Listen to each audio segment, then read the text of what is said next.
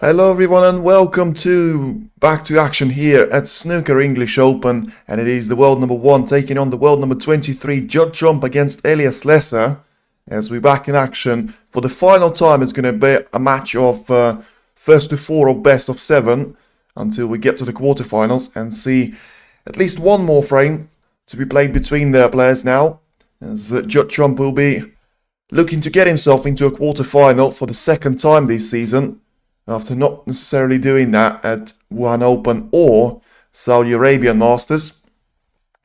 Elliot Slessor will do everything he can to try and make sure that doesn't happen. As you can see in the chat there, just dropped my score prediction, and I do think it will be a 4-2 win for Trump, simply for the logic of the third round for Trump was a 4-0 win against Michael Holt, against the world number 66. Then he struggled a little bit at the start of his match against Yuan Sijun, winning that clash by 4 frames to 1. And I think him taking on the world number 23 now certainly wouldn't be a shock if Elliot managed to take a couple of frames away from Trump here, especially with us seeing quite a lot of top 16 players knocked out yesterday. Hello Kevin.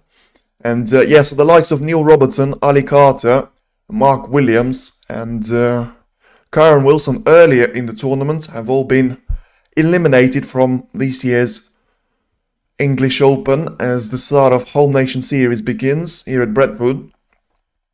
So Trump will be looking to retain his spot as the highest seed in the tournament, being the world number 1, and of course with the reigning champion Neil Robertson being knocked out by Jackson Page in a thriller and an absolute blockbuster of a match yesterday. It is Trump certainly being the favourite for this tournament, and we'll see whether he will stay in that seat after this match and progress to the quarterfinal. Elliot Slessor himself has had a brilliant start to this year's English Open, beating Gary Wilson yesterday by 4 frames to 0. Managed to dispatch Jimmy Robertson in the third round by 4 frames to 2. So both players haven't lost more than 2 frames here, with Trump only losing 1 to Yuan yesterday, with Slessor losing 2 against Jimmy Robertson in the third round. So the first frame sees now an exchange of safeties in between the players. So certainly none of them want to take an early risk and try and put their opponent on the back foot. So the position of the Reds is still pretty closed off. Not a lot of room there for the break building chances. Certainly that we've seen a lot from Elliot Slessor already. Don't even think I have to mention Judd Trump for his break building skills being certainly one of the best on the tour, especially last season. And when you talk about Trump and him progressing to the quarterfinal, I think the main problem will be, of course, Elliot Slessor hitting the form of his life, something that he's capable of doing. And also, it will be Trump just going for those shots that are not really there for him, taking unnecessary risk, and in the end, giving away a chance. For now, he's just rolling back and forward here towards the Reds bunch. Elliot looks like the character. Well, we'll see. He's not messing around here. He doesn't like to stay in the safety battles for too long. And when he's got his chance, as we already seen at the Saudi Arabian Masters, him progressing to the semi-final, he's certainly a dangerous power. And we'll see now. For now, it's Trump once again sending the cue ball back towards the black ball area. And by the way, shout out to Ali Carter yesterday. Even though he has lost his match against Aaron Hill, he did go 3-1 up there with a maximum break of 147. And another 47 there. There you go. Exactly so. Funnily enough, it was the player that he was facing that made the first maximum of this tournament. It was Aaron Hill who done that in the second round, I should say. And then yesterday, Ali Carter managed to do the same, but it clearly frustrated Aaron Hill because he realised he'll have to share the highest break prize with Ali Carter, and he said, you know what, if you do that, I'm going to take some ranking points and prize money away from you and progress to the last 16 myself. Went on to win 3rd frames in a row and knock out the captain out of the ship, and certainly out of this year's English Open, as Slessor finds himself in a little bit of a difficult position. Has to cue this shot really nicely, send the cue ball up towards the black ball there, and has done that probably perfectly. And little finger of apology, no real hand there, as he probably didn't mean it to be that good of a shot there. And yeah, certainly another 147, the 10th maximum that we've seen already in this season. 2 of them coming at this year English Open. Win Carter having good season. Well, it was and it wasn't. I mean, it would have been a little bit better if Carter managed to win that match. In the end, he went on to lose to Aaron Hill, who will battle himself for the quarterfinal. He does love these ranking events. Aaron Hill managed to get the better of Mark Selby a couple of seasons ago. And in the end, will be looking to put himself closer to the top 32 ahead of the major ranking events. Of course, British Open is going to be starting as soon as the final is going to be completed on Sunday, and the qualification for that particular tournament in Cheltenham will start from Monday next week and will finish on the Sunday the same week there. And yeah, just a word, well, we'll still have an exchange of safeties earlier on here, a word about Neil Robertson and Jackson Page. It was an absolute thriller of a battle, especially in the 4th frame. Page was winning by 2 frames to 1. He was ahead by 38 points with 35 on the table. And Robertson managed to get not 1, not 2, and not 3, about 5 or 6 snookers there, with them exchanging a brilliant safety battle. But in the end, Page managed to win that match after 50 minutes worth of battles, as Trump there is the first player to take a gamble and take the red into the right middle, misses it, so gives away initiative and a chance now to Elliot Slessor. British Open better as longer frame format. Well, you would think so, but unfortunately it's only going to be 1 frame difference.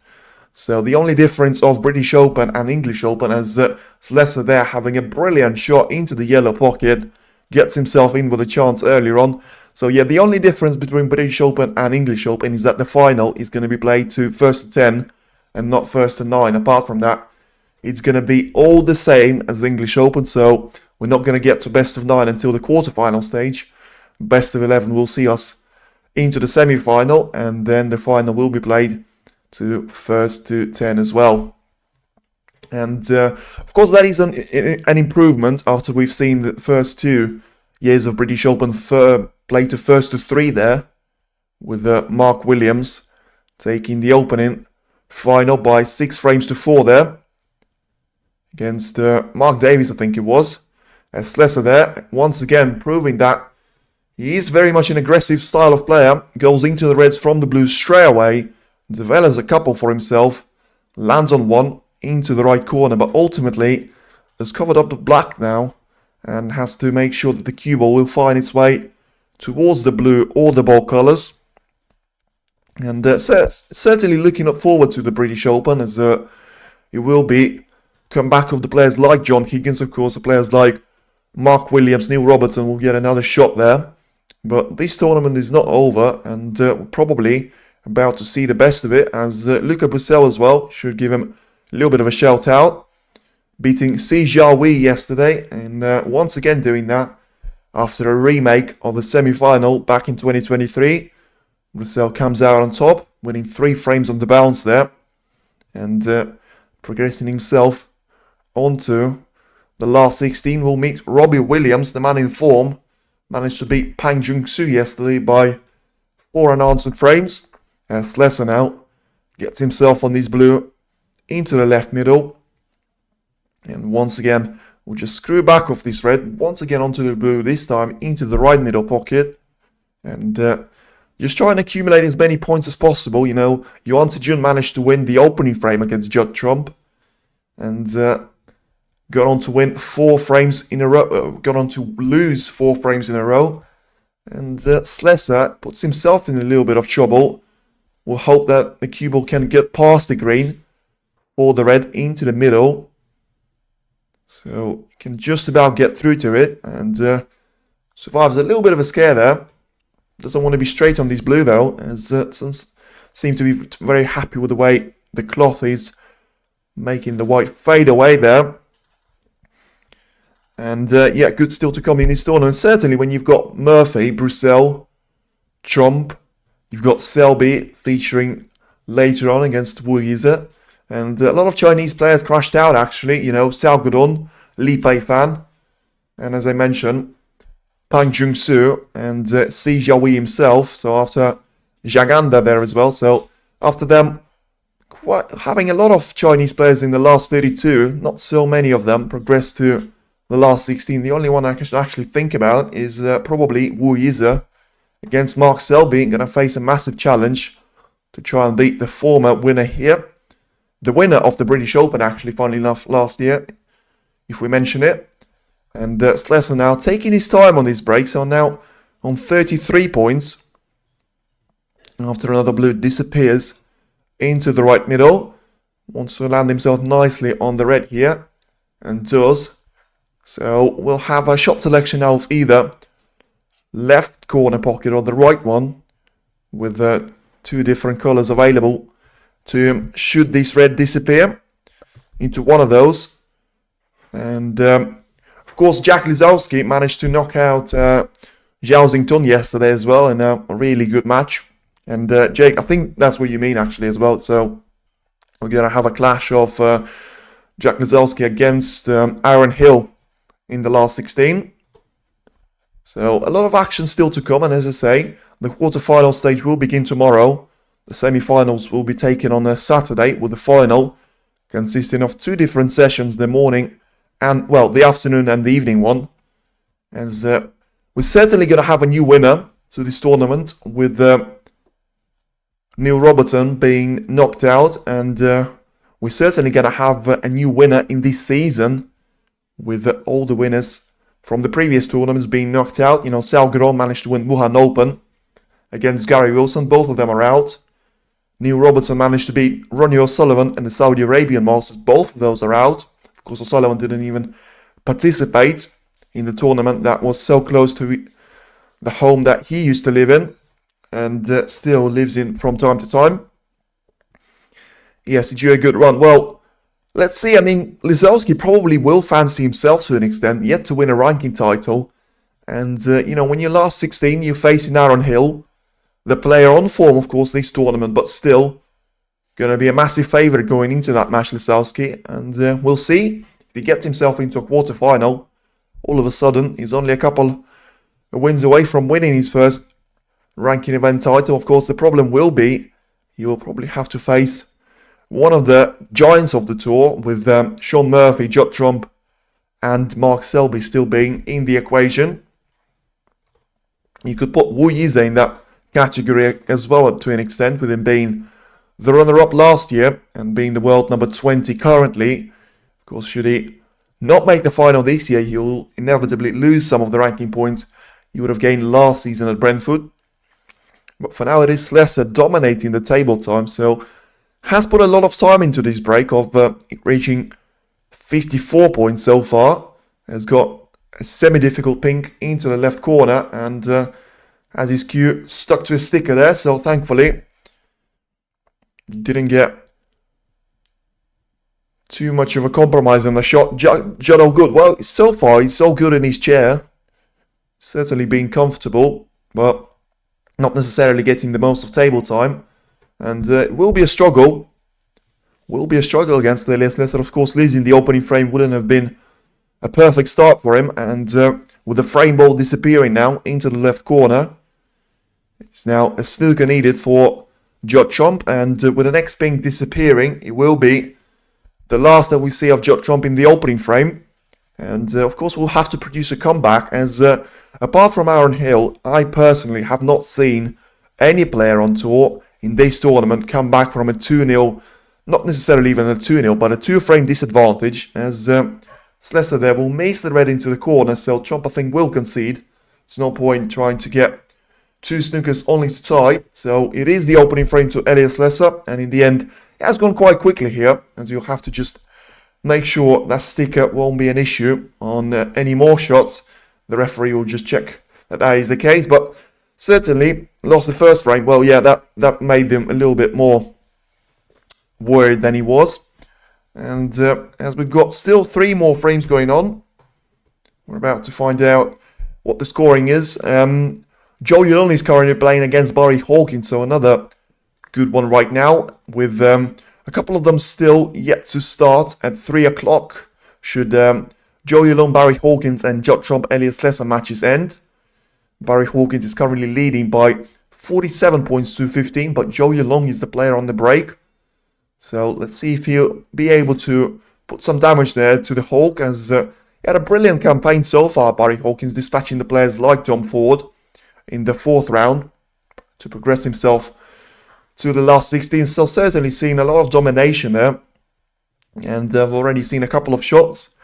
Jackson Page will take on Sean Murphy, as after taking out the current champion of the English Open, Neil Robertson, he's got another massive challenger ahead of him, with it being the current Masters winner, Sean Murphy, the world number 17, and Luca Brissell is taking on Robbie Williams at 3 o'clock there. And of course, the match that I'm very much looking forward to, Wu Yize against Mark Selby at 7 o'clock local time, will be played alongside Ding Junhui against Mark Cullen.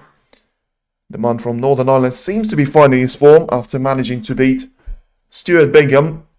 After he was saying that he's in the form of his life after losing almost 3.5 stone there. Doing a lot of exercise there, Bingham, but unable to progress to the last 16 match. As we certainly are about to get the second frame underway. The first one going to Elliot Slessor there, and something that you don't necessarily want to see if you're Judd Trump, but probably the inevitability of him losing at least a single frame was pretty much hard to avoid. Now he needs to make sure he comes back with an answer, and hopefully for him and his fans, come back with a win in the second frame. For now it is Elliot Slessor with a break-off shot to get the second frame underway. Doing everything right there, and certainly it's going to be all about the mistakes that him and his opponent make. The head-to-head between the two players is still very much in favour of Judd Trump, with it being 6-1 in terms of the matches that Trump managed to win. Only a single time that Elliot Slessor has managed to come out on top of Trump, with those players head-to-head going as far back as 2013 European Tour Championship. As I say, certainly has been a while since those two have seen a match which ended in Elliot Slessor's favour, as Trump starts off with the safety, just transitioning the cue ball onto the black ball area, sending the red towards the green pocket and leaving Slessor with a screw back on the next red to play it into the cushion, send the cue ball back towards the black ball cushion itself, but not necessarily doing that perfectly, and leaves away a chance now for Trump of a long ball into the green pocket. Of course, the one that Trump has left out to Slessor himself, but decided not to take that one, did Elliot. But Trump, with the cue ball not being on the cushion this time, I think he might have a go at this. And you go on, against Yuan Jun yesterday, he was absolutely flawless in terms of his long pots. 6 out of 6 made there, and winning 4 frames on the bounce. With him losing the opening, he'll be looking to try and do the same thing here, as he has a really good long shot there, but in the end he's going to get no luck on the colour as he catches the pink, and in the end the cue ball will drift off into the bunch of red. So probably just a safety shot to choose from, with I would assume him playing from one of the ball colours. Could try and use the blue to his advantage as well, and just roll the cue ball on towards the ball cushion. Blue ball will stop it from doing that, and in the end the break will end for Judd Trump on the value of just a single point.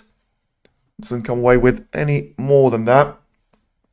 And 65 people have voted already. 88% think of you that Judd Trump will win this match. I'd love to see what the scoreline is going to be, because for now it is Slessor taking the opening frame. And I'll stick to my prediction for now. I mean, it's still possible for Trump to win 4 out of next 5 frames and win this clash by 4 frames to 2. But Slessor so far, of course, getting the most out of the chance that he got. And I think when you talk about Elliot Slessor, it's going to be very important for him to have a good start. Because when he finds himself in the momentum, as the majority of snooker players will be, but because of his style of play, he wants to be on the front foot. He likes to be an attacking player, which is something that Trump is usually the king of on the table. But if Slessor manages to keep Trump quiet, get himself a lot of table time, and just frustrate Trump back in his chair, make him sort of feel absolutely useless and feel like he can't do anything about the form that Slessor finds himself. He'll start to be going for the reds that he shouldn't go for, and he'll start to miss Judd Trump, and that could give Slessor a pathway into the quarterfinal. For now, still earlier on in this match, as Slessor will just have a look if there's a plant available to him into the left corner after a decent safety shot there from Trump. Puts the cue ball very close to the yellow pocket himself. But the problem of this plant, even if it does go into the corner pocket, the problem will be that the cue ball will go heavily into those reds, and chances that he will end up on an easy colour, especially it being an expensive one, are really slim here. He did go for it, and the plan was clearly there. Is he going to end on the colour though? Don't think he is. Would like to see another angle of the position that he finds himself, but don't think he is on this black now, which is only available colour. So certainly got into the reds very heavily there. And obviously thought that there was no way he was going to miss the plant. So certainly a shot for him to try and go for. In the end, looks like you'll only bring him 1 point to even the points tally on the scoreboard. And frame number 2, and just use the ball colour. Try and play away there. Could have tried to take it onto the corner pocket there, but in the end deciding that there's going to be more time for him to exploit come the second and maybe third frame. And yeah, we'll see about that, as the break will end on just 1 point scored. Trump can have a go himself actually into the left corner. Will certainly have a black to aim for, but as I say, with him being a frame down, certainly doesn't want to be taking any risks here, with Trump being the joint most successful player here, winning 2 tournaments, same as Neil Robertson, and gone for an aggressive line there, and certainly a risky shot to try and take on, but in the end finding a beautiful line, missing all of the reds, and in the end just passing with enough distance there between the cue ball and the green to give initiative and a shot to try and make something out of to Elliot Slessor. And you know, if he has to go for the same shot as Trump has gone for, it's not going to be easy, as he hasn't got a lot of available reds for him to try and make a safety off. And of course, he still has the same shot that I was talking about in terms of the attacking play that Trump has refused a couple of seconds ago. In the end, Elliot goes for a good shot of his own. Gets a little bit of luck with a kiss on the green there. So, once again, gives himself a little bit of advantage. The cue ball can go into the red very close to the corner pocket. So, Trump can try and attempt to pot it, which is something that I think he is aiming for. So, very important shot now for the second frame. Needs for it to go in, or at least be safe for him. And it didn't go in, but where's the cue ball going to finish? It's going to finish in behind the pink there, covering up the entire right-hand side of the table. Going to be very, very useful for Trump now. Of course, potentially will actually leave Slessor with no other option than to go for the red into the left corner. Certainly not an easy one, and a very important shot now after Trump got a bit of a slice of luck. What's Slessor going to do now? He needs a good long shot into the left corner as he takes his time on the shot, and he gets it in. And a brilliantly cue ball shot there. Once again setting the white towards the ball colours, and has got a nice little position on yellow. Try and get it into the middle pocket. We'll see if he goes for that shot though, because the temptation of just rolling behind the blue there, or the yellow, or any of the ball colours, will be very significant there, with the blue ball resting on the ball cushion. So let's see what Elliot's going to come up with here. Certainly seems to be taking the yellow onto the middle and just fancying himself to go on a break here and try and do even more damage to Judd Trump. What do you think? Are some players more lucky than others? I don't think so. I think I really like the quote of Nadal there in tennis, that you write your own luck. And you have to be there for you to get lucky. And one of the players actually on tour has said that. And the fact that I'm bringing another sport is just probably a proof of it, that for you to be lucky for 19 years, which is what some people are claiming to be about the professionals like Ronnie, like Hamilton, like Nadal, like Ronaldo, like Messi, is a skill. And if you are lucky for 19 or more years or something like that, or throughout the majority of your career, it's a skill. And the people that say it's just, you just get lucky and are probably just jealous, because let's be honest, we would all take a little bit of luck to come our way. Sometimes it does, sometimes it doesn't, but that's life for you. As Slessor for now has gone for a difficult approach of a shot now. Comes and goes. Certainly, I think we're all going to get lucky and unlucky at some point, but it's just that some of the players get more, well, they get lucky more times than we do, but you never know, maybe they will get more unlucky times than we do. You don't know the story. And for now, what I do know is that Elliot Slessor has either got a really difficult shot to try and take the red along the cushion, or it's just going to be a safety play. And I'll be honest, even though it was a difficult position for him to try and deal with, scoring 11 points on the break is a little bit of an underachievement, and needs the perfect cue ball positioning as well to make sure he doesn't leave a red into the right corner. But in fairness, even though he has left it, I mean, if Trump takes this red on, which I probably will, what is the color that he's going to try and land on? Because the black is probably not going to go into either of the corner pockets, and with the blue and the pink being sent towards the top part of the table, it's going to be a very difficult ask for him to try and do that. Yeah, spot on. Well, it's all very much, you don't really have a good answer for it. There's no right answer. It's just what your opinion is, and my opinion that, some players will inevitably get more lucky than others, and some of them will get a little bit less of luck, but you have to compensate with hard work and talent sometimes, and there's a lot more variables that come into the play. But Trump deciding to turn the red down, that was an easier pot, going for the one that is going to give attraction to the cue ball, send it towards the bulk area, and hopefully for himself not leave anything away as he misses the red. So maybe it was actually not even an attempt of a pot, he was missing that one by quite some margin.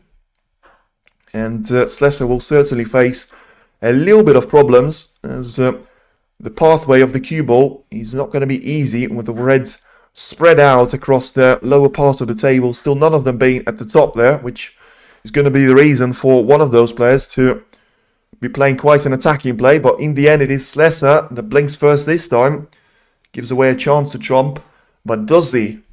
Has he got an easy red into the left corner, which is the only corner really that he can try and exploit? And if no is the answer, then Slessor will certainly find himself a little bit lucky. And there you go, there you have it, straight away within a couple of shots there. Trump gets a lucky kiss on the pink, and then all of a sudden Slessor misjudges a safety shot badly and doesn't leave anything away to Trump, with so many reds you would have thought being spread out well across the table.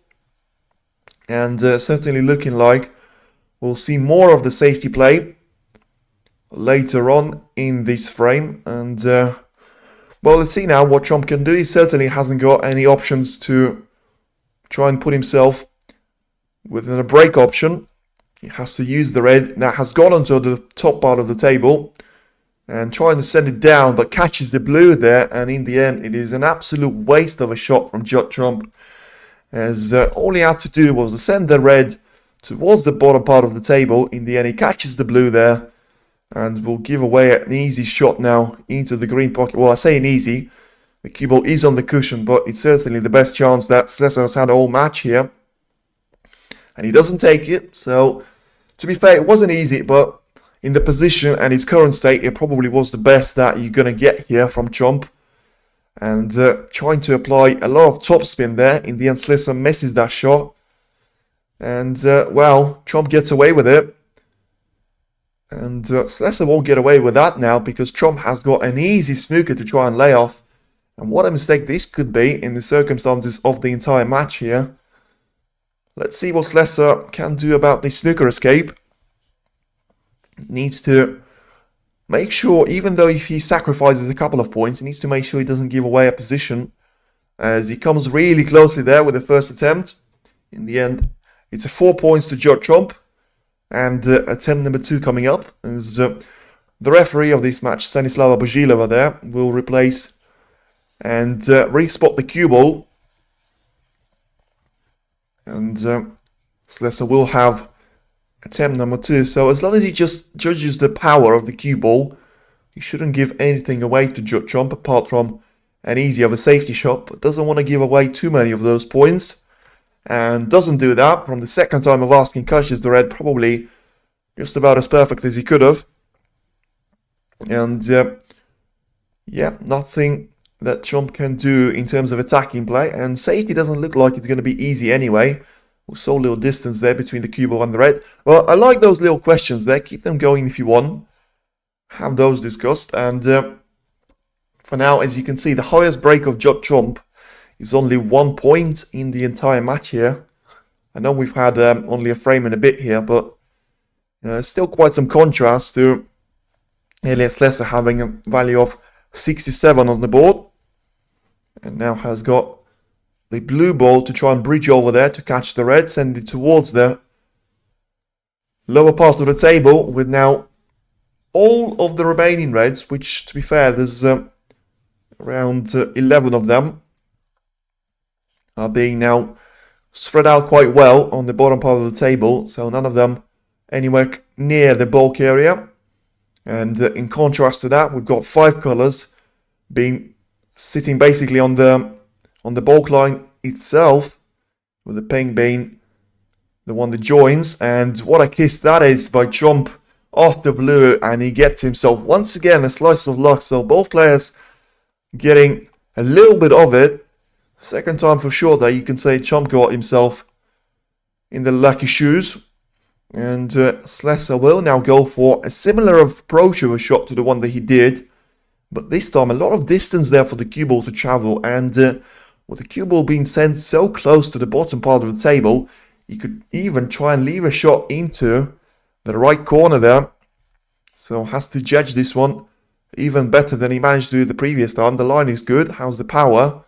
And the power is probably good as well there. So Slessor once again, immaculate safety play, and getting himself out of trouble. You know, would have been harder if there was a red open up down the table, but still had to make sure he didn't leave that red away to Trump to play along the cushion, or I don't know, a double of some way, shape or form. In the end, Trump will go for a similar attempt of a shot, but this time the cue ball won't finish in behind the green, so Slessor can see at least 3 of those reds, but the problem for him is he needs to get the cue ball safe. And what do you think of the chalk debate? Well, the chalk debate, I like those ones as well. The chalk debate for me is when you have the players like Judd Trump, like Mark Williams, like John Higgins, like Stephen Hendry, and like Ronnie O'Sullivan, using the old system of the chalk and saying, you know what, I will prefer for it to have the kick, and I know that I will miscue a couple of shots there, but when I don't do it, and 99.5% of the time, I will have exactly what I want from the cue ball, exactly what I want from the positional shot. And the reason why I mentioned those players exactly is I'm not too sure about Robertson, but world number 1, Judd Trump, the world number 4, Ronnie O'Sullivan, the world number 5, Mark Williams, the world number 6, John Higgins, and the second greatest player of all time, Stephen Hendry, are all saying that they're going to use the old chalk to just make sure that they are in the same boat as they have been throughout their career. And the reason why they don't replace him, and the reason why certainly 4 of them are still one of the best players on the world, I mean, I certainly think it works out for them quite nicely. And therefore, it's a decision that is worth making. But I suppose in contrast, you will have the players like the modern players and the young players on the tour using the modern chalk system. And there's nothing wrong with that. I suppose it's all about what you grew up with. And you could make an analogy out of it that, you know, for an Android person, when you switch over to an iOS phone, it's going to be a little bit of a time for you to adapt there. As if you're worrying about some action happening on the table, I wouldn't worry about it too much right now, as we're now having the cue ball on the bottom part of the table, very much in amongst the reds. which means that we're certainly going to have a couple of shots with the players just rolling up towards those reds on the bottom part of the table. Yes, I use all chalk. Well, I'll be honest with you. I would say I know the difference, but I absolutely don't. I just use whichever chalk is available on the snooker table. I'll just come up, chalk the cue. And I'm not going to say that it's going to make a massive difference to me when I'm playing, but yeah, the reason why I'm making this point is John Higgins, Mark Williams, Ronnie O'Sullivan, Stephen Hendry, and they're all multiple world champions. I mean, tell me a multiple world champion that hasn't got a great career. And if you have a great career and you're still on the top of your game, that chalk might not be a problem for you. It may be an issue, but if you're willing to take that issue out of your game and say, you know what, I don't want to taste it out. I'm happy with what I've got, and I just don't want to risk it. And attempting a new chalk there, and a little bit of a breakthrough now. And it's not the breakthrough that Judd Trump would have liked, as he sees himself miss a shot into the corner. The cue ball will catch the jaw of the middle pocket as well. And let's see if he's given anything away now to Slessor. I think he's got a plant lined up potentially into the corner. Well, the two reds really, with the two of them being separated by a long distance there, so certainly not an option. But the other ones are separated by barely a millimeter. Let's see what Slessor can do now. So he's certainly cueing a shot into the corner, as those reds do form a plant there. Has to roll this one in, but doesn't land perfectly on the black though. So the reds are in, but it was always going to be a shot that you would probably classify as impossible to miss. And now Slessor has got still a hill for him to climb ahead of landing on the next red, because not only does he have to roll the black into the right corner pocket with a really difficult cut ahead of him, but he also needs the cue ball to travel 2 lengths of the table there and find itself nicely on the following red, which once again, as I say, those being very close to each other. And first part of the task was completed, but in the end, it is, I don't know why it says break ended. It wasn't a break end, but it's only 8 points of a break. And shortly will be Judd Trump coming back to the table, as Elliot Slessor has got a decision to make, which red to try and play his safety off. He can try and potentially roll the red into the left corner, but once again, that will depend massively on his ability to get the cue ball somewhat safe and get it close to the bulk line area. For now, just sends the red onto the right hand side of the table, so we'll leave a shot now for Trump to try and make usage of. And this time, of course, the black will be going into the right corner pocket. Of course, there's also room for the cue ball to try and travel in behind the black there, land on one of those ball colors. So Slessor leaving a couple of options here for Trump. And that lump pot accuracy that I was talking about, that was there yesterday, certainly is not here now, as once again Trump missing a red by quite some margin, potentially leaving up a couple of reds for the long pot to try and take on for Elliot Slessor here. As the second frame certainly took its time, but I think we're about to reach the boiling point and the very interesting, maybe not a cliffhanger point, but certainly going to be some development of it, as Slessor will have an option into the left corner to try and cue the white onto the black there. So once you go against that, in fact, he can actually only see the edge of that red. So could have gone for another one into the right corner instead, but decided that he doesn't want to do that, and in the end flukes the red. So a hand of apology will go up. He didn't mean it. He was trying to just play a safety shot from it, but in the end, looks like it won't be any more than a single point to him. And just rolling behind the blue. Not for the first time we've seen players do that in the second frame, but this time it is Trump that finds himself on the receiving end of it. And I like the sort of shots that Elliot was facing, where he had a red on the cushion to try and play into. For the 3 times he had to do that, and one of those occasions gave away 4 points to Trump. Hence why he's got 5 points on the board, with only 1 point being his highest break. Trump using different ferro, which he says doesn't throw the cue as much. Well, this is the sort of type of a game that requires you to find those little margins. And when you are able to edge yourself ahead of the opponent by doing something with your cue, doing something with your coach, doing something on your mental game, you know, no wonder he's world number one. Have you seen any other players trying to say that? When all of them just saying that you have to work on your long pots, your safety shot, your potential snooker escape.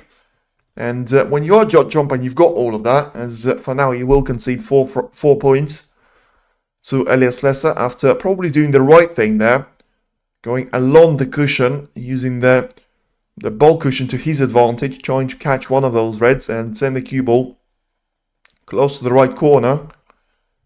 So certainly a chance for him to give away some of those points to Elliot Slessor. The first one was a tester of a shot. The second one looks to be a lot better. But in the end, even though he does catch the red, he will give inevitably a shot away into the right middle. But it's very important. But finally, we've got the reds spread out here to an extent that if one of the players does miss the shot like that, they will be facing some of the consequences. But it's certainly not Elliot Slessor missing right now, as he gets the red into the corner and lands himself nicely on the yellow now. I don't think he'll be taking the brown on. It's going to be a very straight shot for him to try and take on. And now puts himself in prime position for the second frame. He does indeed go for the brown, so surprised to see that. Certainly feeling like he can get enough of the cue action to get himself nicely for the red. In the end, we'll probably still have to reach for that one. Not sure if you'll need the extension for the shot. There's a lot of distance there for him to cover in terms of his body position from the right-hand side of the cushion. And just rolls the red in nicely. 31 points scored now. So only 6 of them on the current break. But as I say, it's not going to matter for him massively, as those types of frames are going to be very, very important for him to try and take and put on his score sheet. As I say, still haven't seen a top seed player recover from being 2 frames down, with it being such a short format. To be fair, it won't be a surprise if it is the world number one that does it for the first time, at least to my knowledge. And, well, funnily enough, I say the top player purposefully because I've seen Ali Carter there leading with 3 frames to 1 advantage. In the end, Aaron Hill managed to win 3 frames on the bounce and still book himself to the last 16. Haven't seen a story like that in any of the other matches, but for now it is still some of the work here to do for Elliot Slessor, being 41 points clear, still 75 on the table, and any of those reds can be a tricky miss for him. 2 down is a mountain, certainly. It will be an absolute mountain for him to climb, but he needs to get there yet. And I certainly think that, you know, Slessor will take that mountain for him, being 2 frames away from being in the quarterfinal for the second time this season. And the first one, of course, saw him progress to the semi-final, where he ultimately had to lose to the eventual winner of their campaign, Neil Robertson. Now, this is an important shot for Slessor. Let's see what his shot selection is going to be. He's got an angle on the black to be playing away from the reds there, and wants to get it in first and doesn't. So I say it's going to be a very tricky if he misses any of those reds or blacks there. And in the end, misses a shot that was very, very similar to the one Mark Williams missed yesterday in his display against Watchalong, that ultimately, many have thought, including me, actually cost him the match there, with Watchalong winning the 4 frames consecutively. Trump has got himself a chance. It's not an easy chance. It's not an easy chance at all.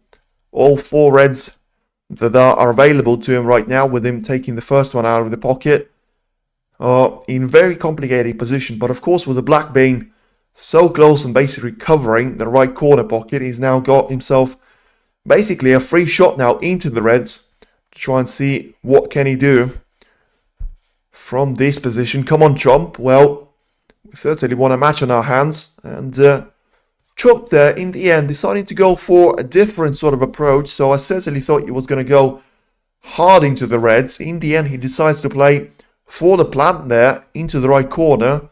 And I don't think the reds are perfectly going into the corner pocket there. So we'll have to do some of them reds management and try and ensure he will end on the black as well. So with him doing that, he'll certainly be in with a chance. But needs to do that first. Roll the cue ball in. Use the 2 cushion to try and land himself on the black there. Just about does it. So he's alright. I think the angle is going to lead him onto one of the reds available into the right corner. With the last 2 still being quite a problem. And the problems won't end for him there. So for now, needs to take care of those reds. Still will have an issue of pink, green and the blue being out of position. Being very closely bunched up. With the green being the most problematic of them all, being on the left side cushion, so certainly manageable. But a lot of issues now for Trump, and a frame that, should he win, just as I say that, he misses a red into the right corner, probably gives a frame away. What an absolute horror of a miss that was. Just as I was about to say, should he win this frame, it'll be a massive momentum shifter, and then he just goes and misses a red shot like that. Unforgivable, and certainly Elliot Slessor needs to make sure it is unforgivable as the red into the right middle to try and take on, and will now have 27 points of an advantage to his name. Oh no, well, it is all yes if you're Elliot Slessor, because what an absolute gift of a chance. You know, Trump has had some problems in this position, but him failing on one of the easiest reds he probably will miss in the entire tournament. And it could be a tournament campaign cut out short if he doesn't find the form in the next frame. As I say, Slessor was deadly against Wilson, winning that match by 4 frames to 0. And certainly has managed to find some sort of his form as he gets the frame ball in. So certainly a 2-0 cushion now for Elliot Slessor. And well, if it's not a hill, it's an absolute mountain to climb. And my scoreline, Judd sounds cooked. Well, he certainly does. In the opening 2 frames, he still has a chance though. I did say it was going to be a 4-2 scoreline. And I actually did predict Slessor to win the opening frame. But I'm definitely not going to say I predicted for him to win the opening 2. Because if I knew they had, I certainly would not have gone for the scoreline of Trump winning this match by 4 frames to 2. And, well, I mean, let's see. And Trump needs an answer. He certainly needs to come up with some sort of answer here. As for now, it is Elliot Slessor coming up with all sorts of answer. Once again, rolls the black in nicely. So, 50 points ahead. And now has got a potential of a total clearance. Once again, as I say, a couple of those colors are out of position. So, we'll see just how many points can he score. It's of course just a table time builder and a momentum builder, because he certainly won't be locking off confidence, and it just shows off the stylish shoes that he's got with a little bit of red paint on them as he tries to bridge for that red, for the green I should say. In the end he'll miss it, but he'll certainly won't miss a frame here, as it is Elliot Slessor with a 2-0 lead against Judd Trump. As it is the world number 1-0, the world number 23-2, and Elliot Slessor only 2 frames away from being in the second quarterfinal of this season. Certainly would not afford that, as whilst we have the second frame ending on table number 1, table number 2 has got Watchalong producing a brilliant break here to get himself at least a frame on the board against Barry Hawkins, with Barry winning the opening 2. And could Watchalong be in with a comeback? Certainly pulled a frame back now and puts the scoreline to 2 frames to 1 to Hawkins' advantage. Elliot Slessor now has got 2 frames to 0 of advantage of his own. And yeah, certainly. Do you think we'll ever see a live 155 break? Do you mean, so have a free ball, get that free ball in, use it with a black, and then try and go for a standard 147 position? If that's what you mean, then I think we will see that with the way the standard has gone of snooker. I think if you ask me 20 times, when you have a look at the clips of Hendry, Davies, Joe Parrott, Jimmy White, Paul Hunter, Ken Doherty, and the other champions, I think the level of snooker has moved on. So I think we will see that. And we'll see. We'll see. I certainly don't think you'll be soon. Because even though... Well, I think the best way to answer your question is the fact that it's only been 3.5 tournaments. And we've seen 10 147s. And all of them being made by so many different players. I know O'Sullivan made 2 in a single match there. And there was a history of making stuff. But still, the fact that you've got Aaron Hill and Ali Carter making the maximum. You know, you've got Chipchaya O'Noon making a maximum. You could have had Zhao Xington making maximum if you only potted the last 2 remaining colours. So if you've got 10 maximums at the first 3.5 tournaments, well, who says no? Certainly think we'll see that. Baby Boss bossing Ace. Well, funny you say that. I can actually see a little bit of a baby boss in him, but I think he's certainly a little bit too old for that, as him being 31 years of age. But Judd dropped now.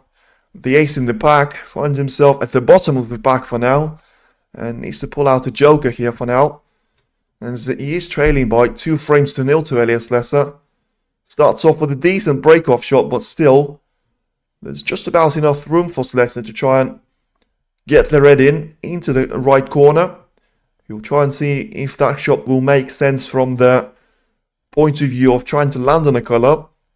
Certainly studying the approach. And the thing about Elliot Slessor is he will go for the kill.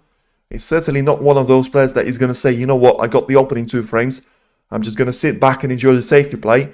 He'll try and finish the job chomp off here while he can. And he will do with shots like that, with a brilliant red into the right corner. What a shot he just played there. Beauty. No wonder we're getting 4 replays here on the WST coverage. And brilliant now. Tries to roll the black in. Doesn't want it fade away, and he doesn't. So Elliot Slessor with a golden chance and a golden ticket into the 3rd frame as well. Judd sounds cooked. That message seems to be more true than ever now, with Slessor being on the break. And just the kind of form that he's shown, as I say, takes players time sometimes to get themselves onto the rhythm. And when the opponent does that in the opening 2 frames, he gets them. He gets the 2nd frame that wasn't easy, and certainly was anyone's for the taking. He can just feel like, you know what, it is his game, it is his frame and his match to lose. And he'll just go for the killer punch. And he'll go for a knockout here on the snooker table.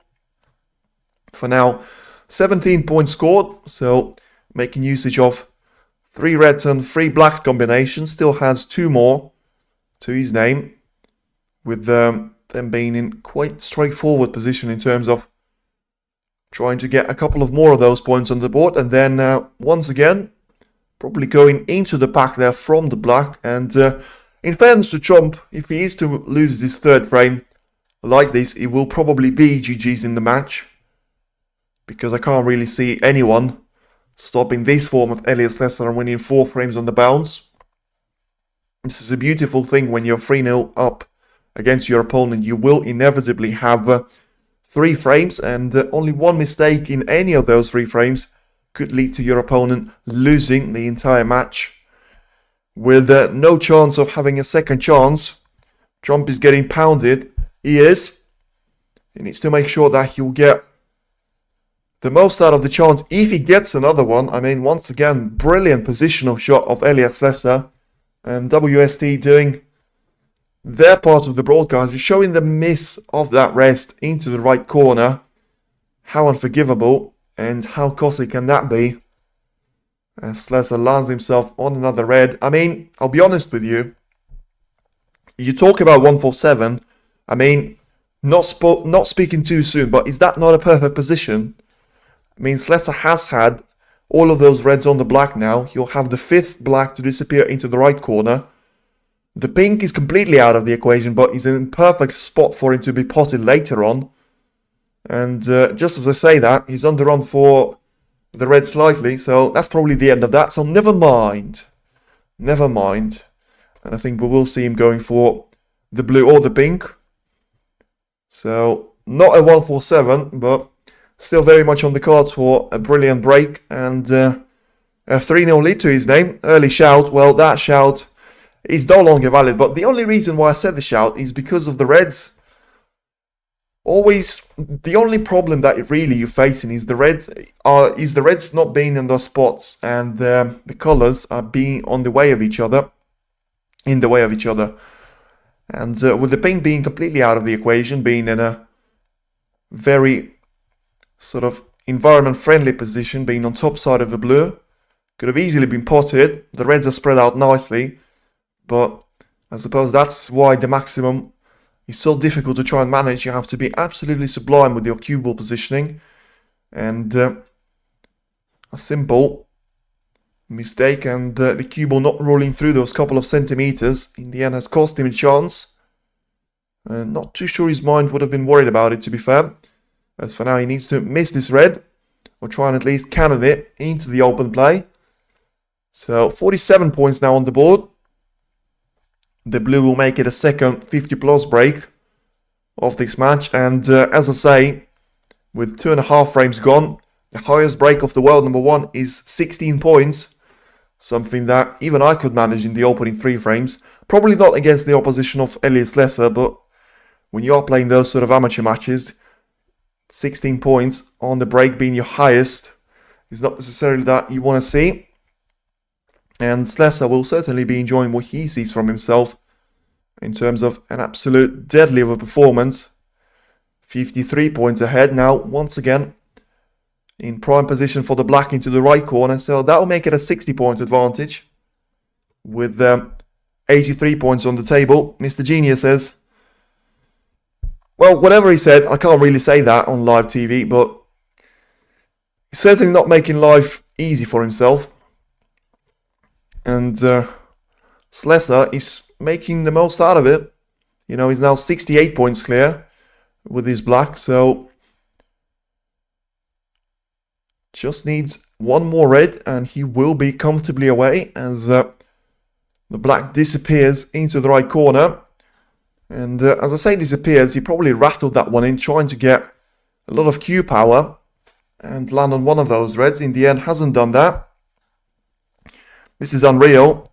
Always goes for the bold guys to win, I guess. Well, not necessarily. I don't think there are many of them on tour that are going to win, but Elliot Slessor has done his best and is only one red away from clinching the 3rd frame. But for now, it is still a little bit of a difficult ask, as now he's got really the only option of a safety. You know, it looked like it was going to be a perfect break. It's still his highest of the match here, but he made the mess out of this position slightly. Still 75 points on the table for Chomp, and with the position being quite as open as it is, it's still not quite a frame over, and potentially not a game over as well. So let's see what Slessor will come up here. Certainly taking his time on the shot. I think he would have gone for the red into the green pocket had it been available, but it looks like he's potentially going for the red into the yellow corner, but instead, it looked like the line was there, but instead he went for the red to cannon into the blue there, force the brown out of position as well. So certainly a very clever shot, with the Slessor clearly realizing that if Trump is to get himself back in this frame, he will have no issues at all on the table in the way that it was a shot ago. But right now, it is the brown being off its spot and the blue still being quite far from its spot.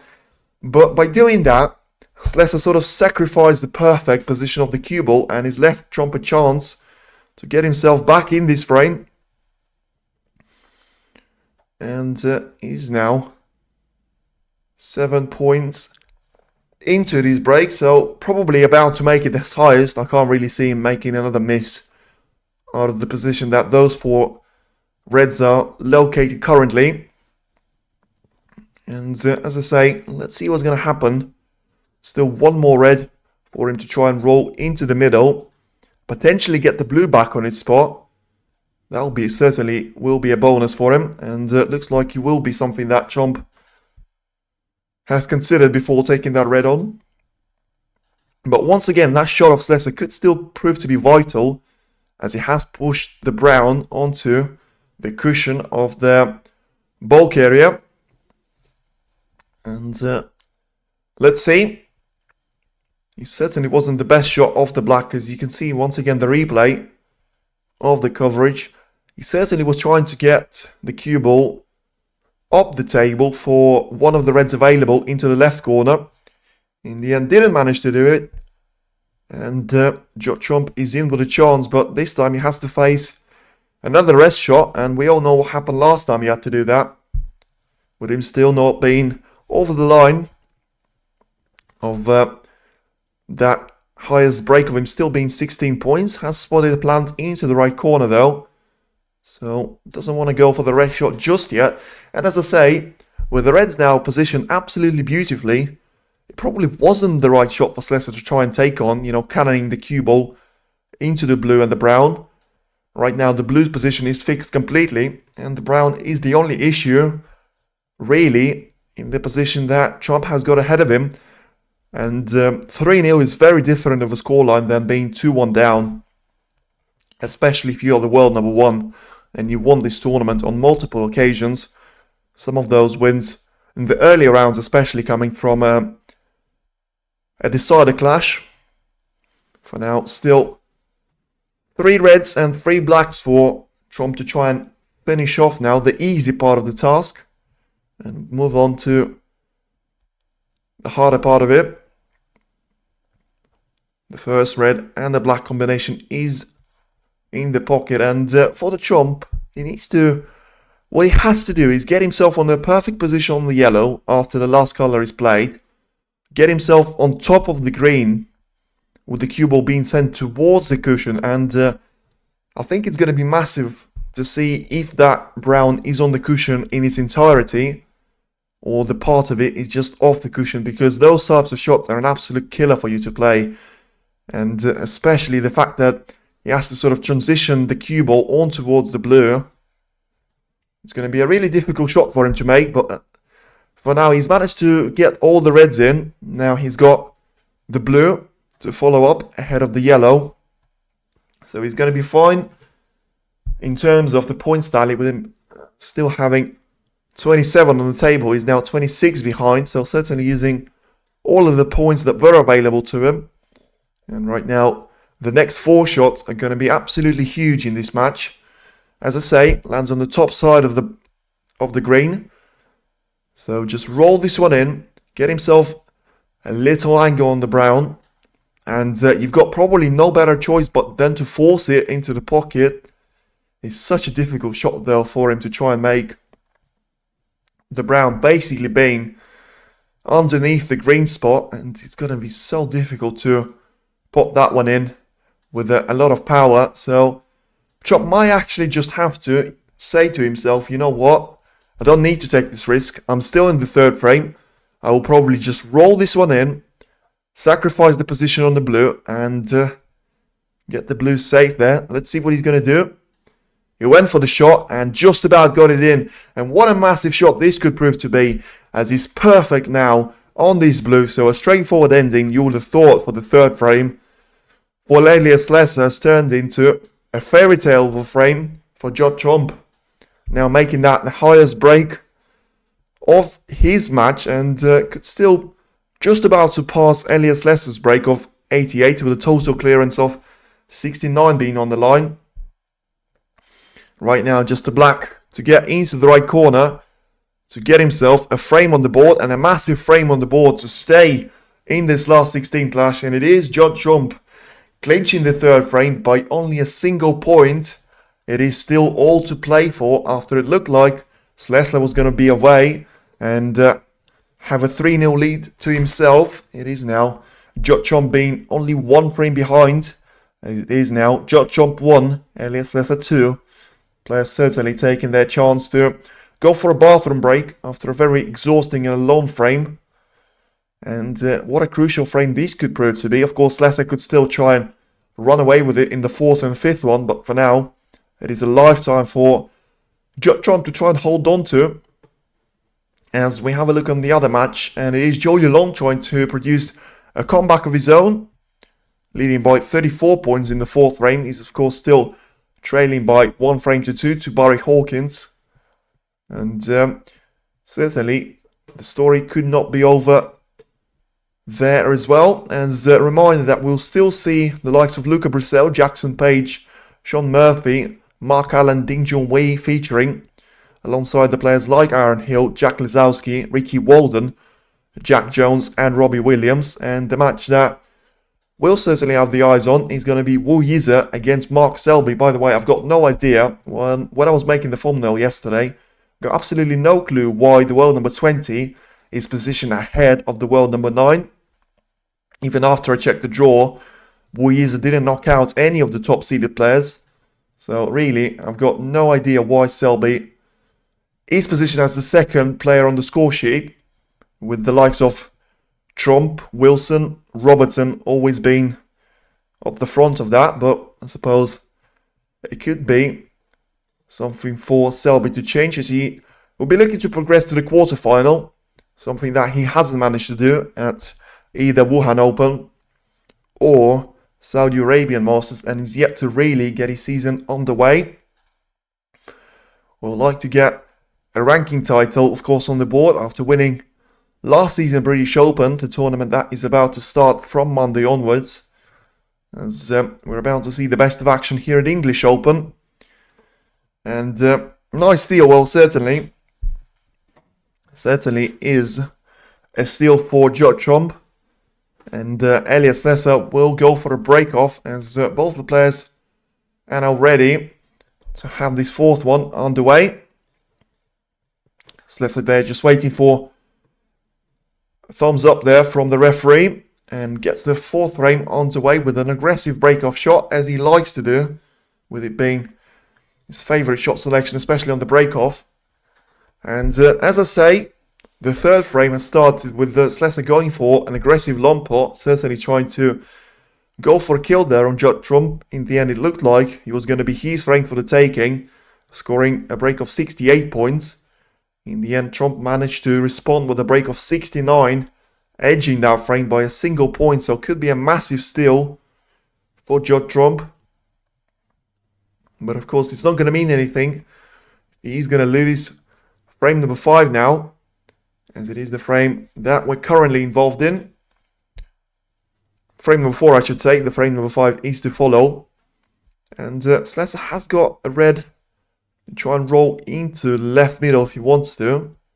And this is going to be an interesting thing for me to have a look for and sort of see how Slessor responds himself. Is he going to go for the safety shots that I was talking about, that he's not necessarily the type of player that would do that? Or is he still going to try and stick to his tactic and go for the aggressive approach and sort of say, you know what, I may have lost that frame, but I'm still probably play the better snooker. And I'm still leading by 2 frames to 1, as Trump hasn't got a perfect safety shot, catches the brown full ball, basically places the cue ball on the brown spot. And it's a chance now for Elliot Slessor to not have a shot into the corner pocket, which I don't think there's really a lot of availability for him to choose from. And certainly to have a go at the good safety shot, but it looks like he will be going for an attacking side of things. Lining the red into the corner pocket, in the end misses it. Where's he going to go? It looks like he might have fluked it, and he gets a kiss of that red, which probably just about saves it. It was Thibaut Courtois and Manuel Neuer prime save there off the middle pocket. Have a look at this.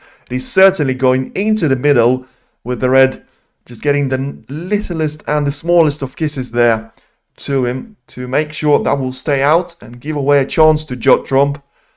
But to what extent? As he got a straightforward shot into the right corner, doesn't look like he is in a possession of the chance like that. And looking for a plant there, doesn't want to go for a red shot into the corner, because that will limit his options in terms of getting on the next color, with probably the black still being out of the equation. So has to go for the blue here. So reluctant to refuse the plant, and in the end just looking for the red next to it, in the end deciding to go for that red. And whatever his concern was, the red has certainly found his way into the pocket. And now, could this aggressive approach be the downfall of Elliot Slessor? It is great when you're winning, and you can always praise the player when you sort of say, you've gone for the aggressive approach and it's worked out. But when it doesn't work out, you're always going to be criticized for not being too patient and not having enough patience. As once again, the broadcast just drawing the attention to the miss and the positional play misjudgment there on the previous frame that ultimately cost him the third frame and could put him on the back foot once again for the fourth frame here. As if Trump manages to win this fourth frame and gets himself level in terms of frames won, the momentum that he will have and would have accumulated in those two frames, especially in the previous one. I mean, I can't praise him enough for the brown that he's played into the green pocket, getting himself all the power on the cue ball to get himself perfectly for the blue. And remember, that brown has rattled the jaws of the pocket, and if it stays out, it probably stays, and it's a frame ball for Slessor. He probably takes it, and it's a 3-0 advantage, and it's another chance not taken for Trump.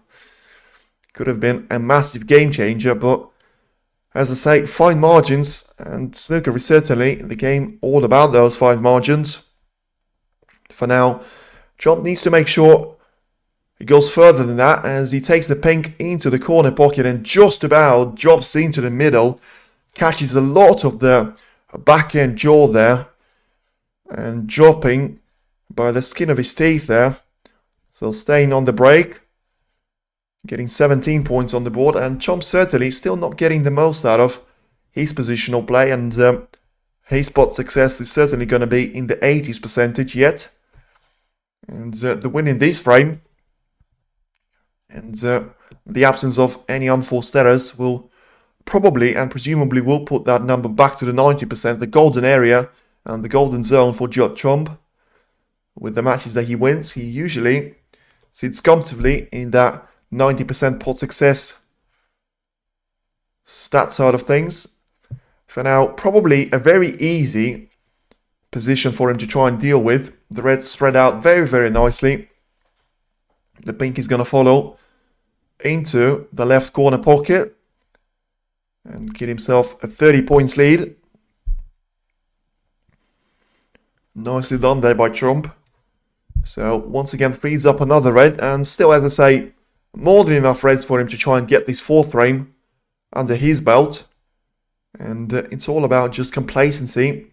Doesn't want to overrun the cue ball, which is something exactly what he's done there on this pink. I don't know why he would try to go for a screw back and now has to reach awkwardly for this pink.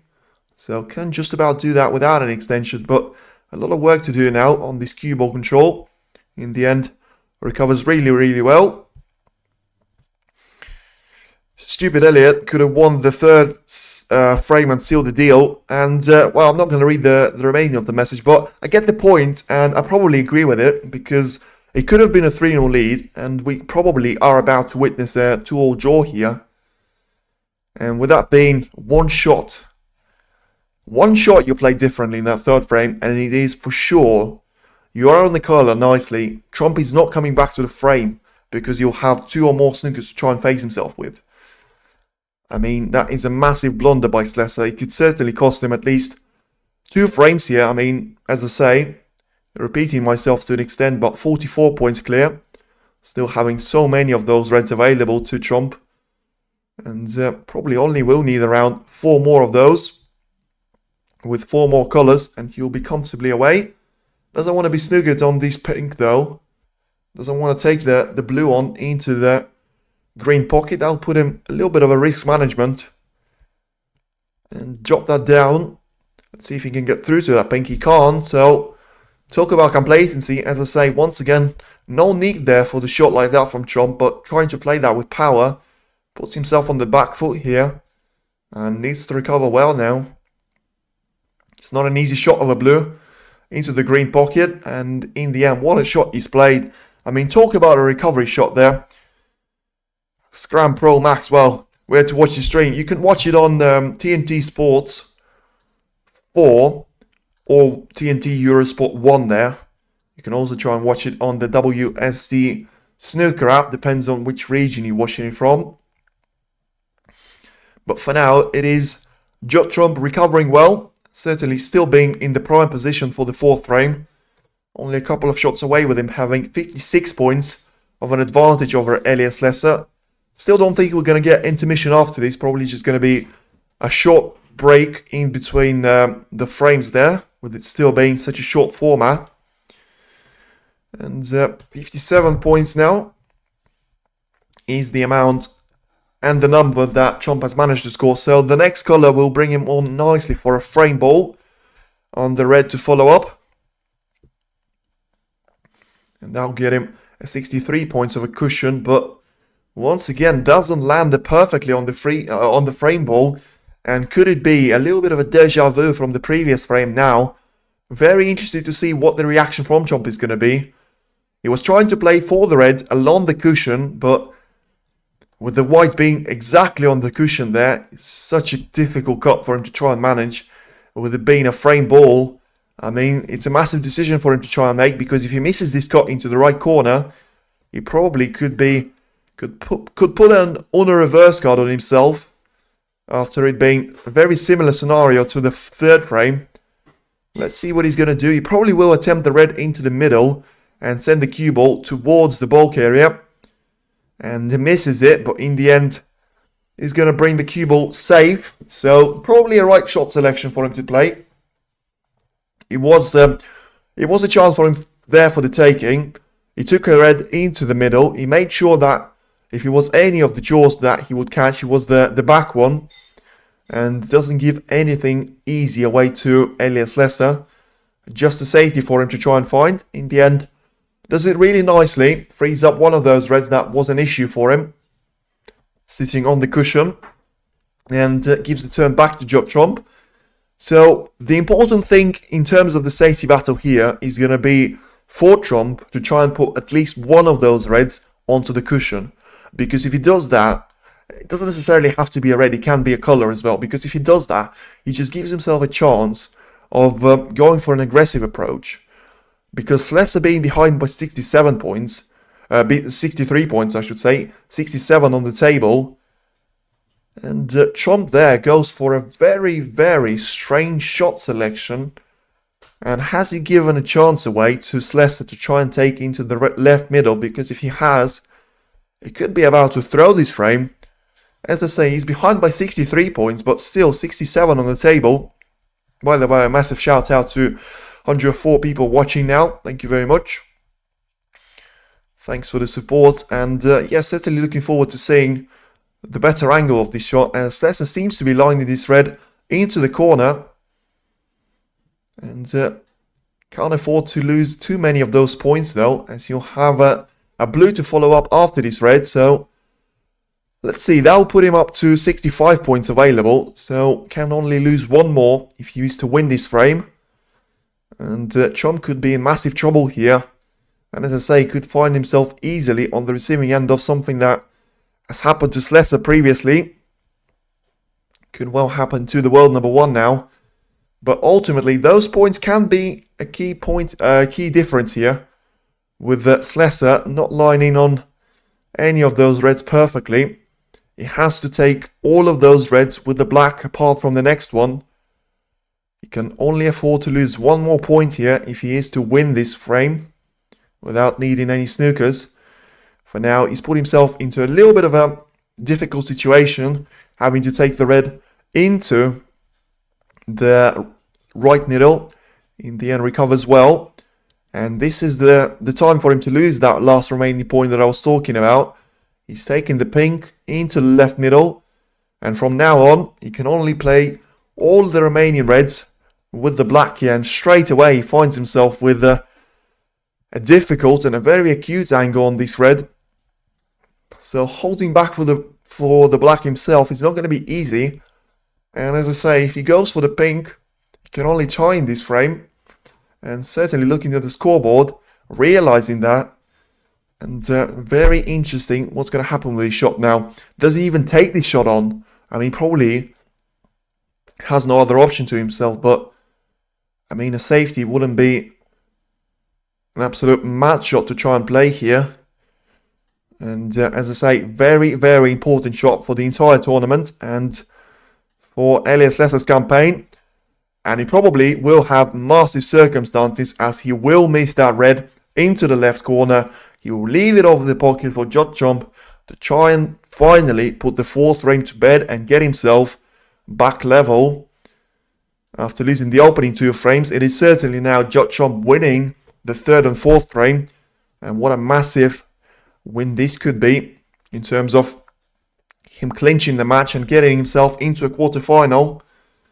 So far, he's done exactly what he had to. He's now leading by 58 points, so certainly nothing that Slessor will do in this frame, with only 43 being available. And Chom just getting a little bit more of this table time, just making sure that, you know, he won't necessarily master any of his skills by the current position of the Reds, but just keep your opponent in his chair, make him cold, make him rusty, and have all the table time to yourself. Have 2 frames on the board now that you've just won on the bounce. And all of a sudden, this could prove to be a massive mountain to climb for Elliot Slessor after having a really healthy lead there of 2 frames to nil.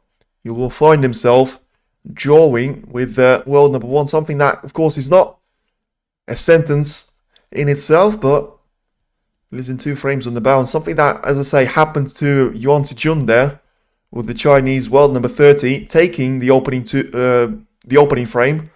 In the end, managed to lose 4 on the bounce, with Chom booking himself into the last 16.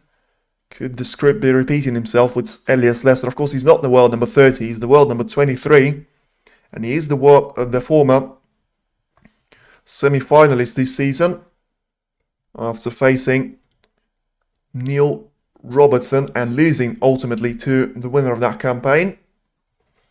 And for now, a little bit of exhibition shots here for Judd. Not going to matter massively, as he can't top up the best break that he's had in the match, with it being 69 points, but can still try and go for a total clearance. And never mind, he can't, because it could have been a break of 50. In the end, it is going to end on a break of 37, as Judd decides to put on a little bit of a show for the fans, certainly making them feel like their tickets have been worth the value. And went to eat, but can't see the video option, only showing scores. Yeah, so it depends which channels you're watching it from, and the free option may not be available with it being the last 16 stage now, but I suppose it is the Home Nations tournament, so you have to dig deep for that one. And it's a W for Judd, that's for sure. That is for sure, as I just now want to see how the other match is going between Barry Hawkins and Watchalong there. And it's Barry Hawkins trying to get himself a frame on the board after trailing by 12 points. He now finds himself with 35 points on the table and leading by 2 frames to 1. So Watchalong trying to do the same thing as Judd has managed to against Elliot Slessor. The problem is, of course, he is up against the higher ranking player, with Barry Hawkins still being in the top 16 currently, with him being the world number 12.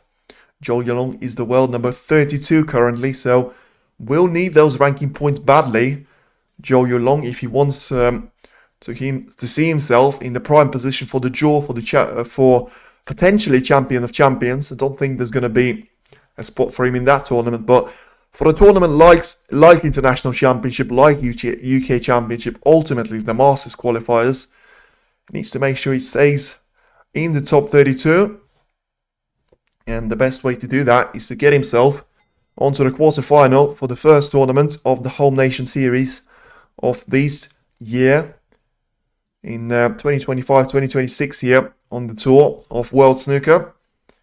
As we're just waiting there for the referee to come back, with both players sitting quite comfortably in their chairs, so just waiting for the referee to allow them to start off the 5th frame. And the 5th frame, that the one who wins this win, well, I mean, If you talk about the frame, brilliant logic. I thought you were gonna say the man who wins this match is gonna win the match. I mean, that would have been some sort of logic, but I disagree with that. I think that even if Trump wins this frame, he'll put himself 3 frames ahead to 2. I could still see Elliot Slessor coming back from that, I'll be honest. It'll be a massive challenge, and Trump will be a massive favourite, but as I say, 1 frame is certainly achievable for you to try and recover, after Trump has managed to do the same with the opening 2 frames, trailing by 2 frames to 0. He's now finding himself 2 frames each. And the way Trump is playing, what's your proposed verdict here? Good question, certainly a good question. My proposed verdict is not going to depend on the way Trump is playing, it's going to depend on the way Slessor is playing. Because when you are the world number 1, you can be playing ordinary and still find a way to win those side of matches, which is exactly what Trump is capable of doing, and something that he's already shown in the previous 2 frames. And Slessor now leaves the red away over the pocket, Trump taking that red, not landing on the colour though. I was going to go on to landing on the perfect colour, catching the 5th frame and getting himself in a prime position, but instead he has to find himself snookered on any of the colour.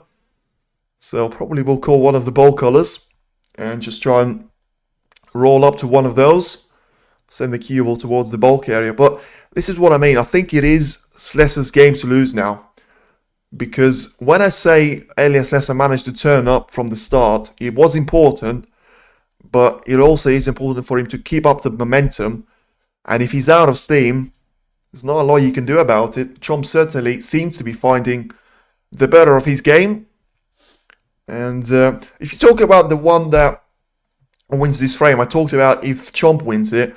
What about if Slessor wins it? Well, if Slessor goes 3-2 ahead and you say he's going to win the entire match, I would probably disagree with that as well, because Trump will find himself 1 frame down. Well, if he did manage to come back from being 2 frames down, he can certainly try and come back from being a single frame down. Although, of course, whoever wins this frame, I will agree, will put himself 1 foot in the quarterfinals. But especially if that's going to be Judd Trump and the world number 1.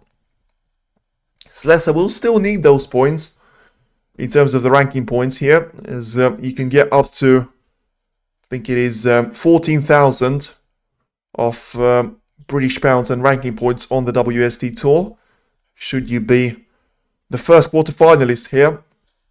On top of course, on top of the points that you already accumulated for reaching to the earlier stages. For now, it's a safety battle, so something that we haven't seen a lot of throughout this match, but something that we're about to witness with Elliot Slessor just sending the cue ball back towards the bulk area and sending that red towards the bunch. Gets a lucky kiss there off the yellow, so always going to be the target zone for him. Trump can just about see the edge of a couple of reds on the left-hand side of the table. And I think he'll try and aim the cue ball into the similar area where he's actually playing from right now. Trump favourite now. We'll see. As I say, I don't really think this match has a favourite right now until Trump gets himself on the break. Until then, I still think it's anyone's match for the taking, and I certainly wouldn't want to be doing a bet on this match, as it's still anyone's for the taking, and one mistake could cost you a frame, and 2 of those mistakes could cost you a match ultimately, with it being best of 2 and first to 2, I should say, or best of 3 here. Slessor now has got a red lined up into the right corner. Massive shot for him to try and take on, and once again, him missing all of those reds is a very concerning sign if you're a fan of Elliot Slessor, because those are the reds that he was making in the first couple of frames, and now with them missing at least 3 in a row that I've seen, Trump can just feel like it is there for him for the taking. As Trump looking on this red into the left corner, so probably will try and see if there is the pathway there for the cue ball to travel a long distance and back towards the bulk area. And if there is, he'll certainly try and take that on. And what a shot that is. And you talk about who's going to be the favourite. Well, if Judd pulls out shots like that and lands himself on the yellow, he'll certainly be the favourite for this match. The cue ball was exactly on the cushion there. And what a shot Judd has just managed to pull out of his pocket. I mean, talk about an ace in the pack. He almost like, yeah, coming out with a royal flush in poker here, because that's a shot that you can't beat if you're Elliot Slessor. And, well, now is the question, can Chomp get something more out of this break than just 3 points? And the answer is not necessarily the best, and not the ones that Chomp fans will want to hear, as it was a difficult transition, in fairness to him, from the yellow onto the red, and it's the one that he doesn't necessarily find himself with the best availability on the following red into the right corner, with that one being very straight and along the cushion. So let's see if he makes this one, and can he generate enough angle to try and land himself for the blue, and just about can't. But he will have the yellow into its own pocket, and he survives for now and still has got a chance with the rest shot. We need more enthusiasm for you for Chomp. Well, to be fair, I get where you're coming from. He's the world number one, but no, actually, I've just realised you can't say that after me reacting to the way he did to the long shot. It was a brilliant shot. I mean, there's no way you want more enthusiasm from that, because A, I'm not a Trump fan myself, and B, you want to try and stay impartial and show some respect to Elliot Slessor fans. You know, if that was Ronnie O'Sullivan playing, I could sort of understand where you're coming from, but from Trump's point of view, he's certainly doing everything he has to. Getting another yellow in. Has got a red into the right middle. That's okay, that's fine. As long as we're on the same page and we don't fall out with each other, we're going to be fine. And once again, Chomp there, talking about enthusiasm. He certainly found his pace and he certainly found his game in the last 3 frames. Scoring 8 points now. Remember, in the opening 2 frames and going really deep into the third one, the highest break that he had was the value of 16 points. So I did say at that time it wasn't something that you would expect to see from a world number one. But he's now finding himself accumulating all of those points, as once again, yeah, the broadcast is certainly taking the blame on Elliot Slessor, missing that positional shot onto the red in the third frame that ultimately could cost him the match here. As I said at that time, it was a massive break for Chomp to try and pull out of the bag there, but managed to do it, managed to claim the 4th frame as well, and now he's on the break for a 3-2 lead. He forgot to play all of a sudden. Well, I wouldn't call him the bald guy anyway, but Elliot has found himself, I think it is a little bit of a mental thing. When you are 68 points clear, and the camera there on Elliot Slessor, so it doesn't show a lot of emotion when Chomp makes that. Incredibly difficult for the Brown, for me, from my point of view, but I think inside of him, he would have been absolutely fuming, and it's really hard to pull yourself together from the miss like that. And listen, when you have 68 points of advantage in the third frame to go 3-0 ahead of your opponent, and all of a sudden right now he's finding himself in a position where he's behind in the match for the first time. It is now 2 frames each, with Trump being at the table and being on the break of 21 and counting. How are you not going to be fuming with yourself? If you are going to be fuming, and you know anything about Elliot Slessor and his mental side of the game, he's literally been saying that he is one of the worst players on tour when it comes to just showing control. He has got absolutely no control of his health, so he needs the things to be going his way. Unless that happens, he'll probably likely to lose his head off and end up going for the reckless shots, going for the shots that you can't really make, and give away chances to Trump. And that was always going to be the game plan. If you're going to have a game plan against Elliot Slessor, it is going to be to rattle him. The problem that Trump has is you're going to rattle him by playing a safety game that Trump doesn't necessarily want to play. And him being the world number one, he wants to be on the front foot, be on the attacking side of his game, and trying to take the advantage of the chances that he gets. So not focus on your opponent, try and be the best that you can, and that'll certainly be all you need to get the better of Elliot Slessor, or anyone on the tour really. I mean, if he was playing Karen Wilson and he was showing the form of his life, even Ronnie O'Sullivan, Although Wilson's technically higher up on the world ranking, but I suppose the player that you don't want to play being Ronnie O'Sullivan. So I think the informed Judd Trump is a force that no one can stop. And it's certainly not a form that Elliot Slessor can stop no matter which game he plays. And from what we've seen in the latest stages of the 3rd, 4th and 5th frame as well, he's nowhere near his form that he was showing in the opening 2 frames there. So it was still good enough to get himself 2 frames on the line, but seems like there's going to be some issues here, as I was quiet on the break, Watchalong, because he seems to have it all under control. All of a sudden, he ran out of reds there that he could try and pot there. And from the blue, transition onto the bunch. The cue ball has landed in no man's land. So just a safety to follow up. And this is the chance for Slessor. And I think this is probably the last chance he'll have for himself. Because even though I did say I don't necessarily agree with any of the player that loses the frame is going to be an ultimate loser by, 100% of... if you were to make a percentage chart, you would lose the entire match 100% there if he loses a single frame. I don't agree with that, but I still think if he is to get the best of himself, as Trump makes the mess there out of the safety shot that was looking to be a very simple shot for him to try and play, in the end he'll give away not necessarily an attempt of a pot there, but a much easier safety shot to his opponent than it could have been. And as I say, probably the last chance that Elliot Slessor will have in this frame.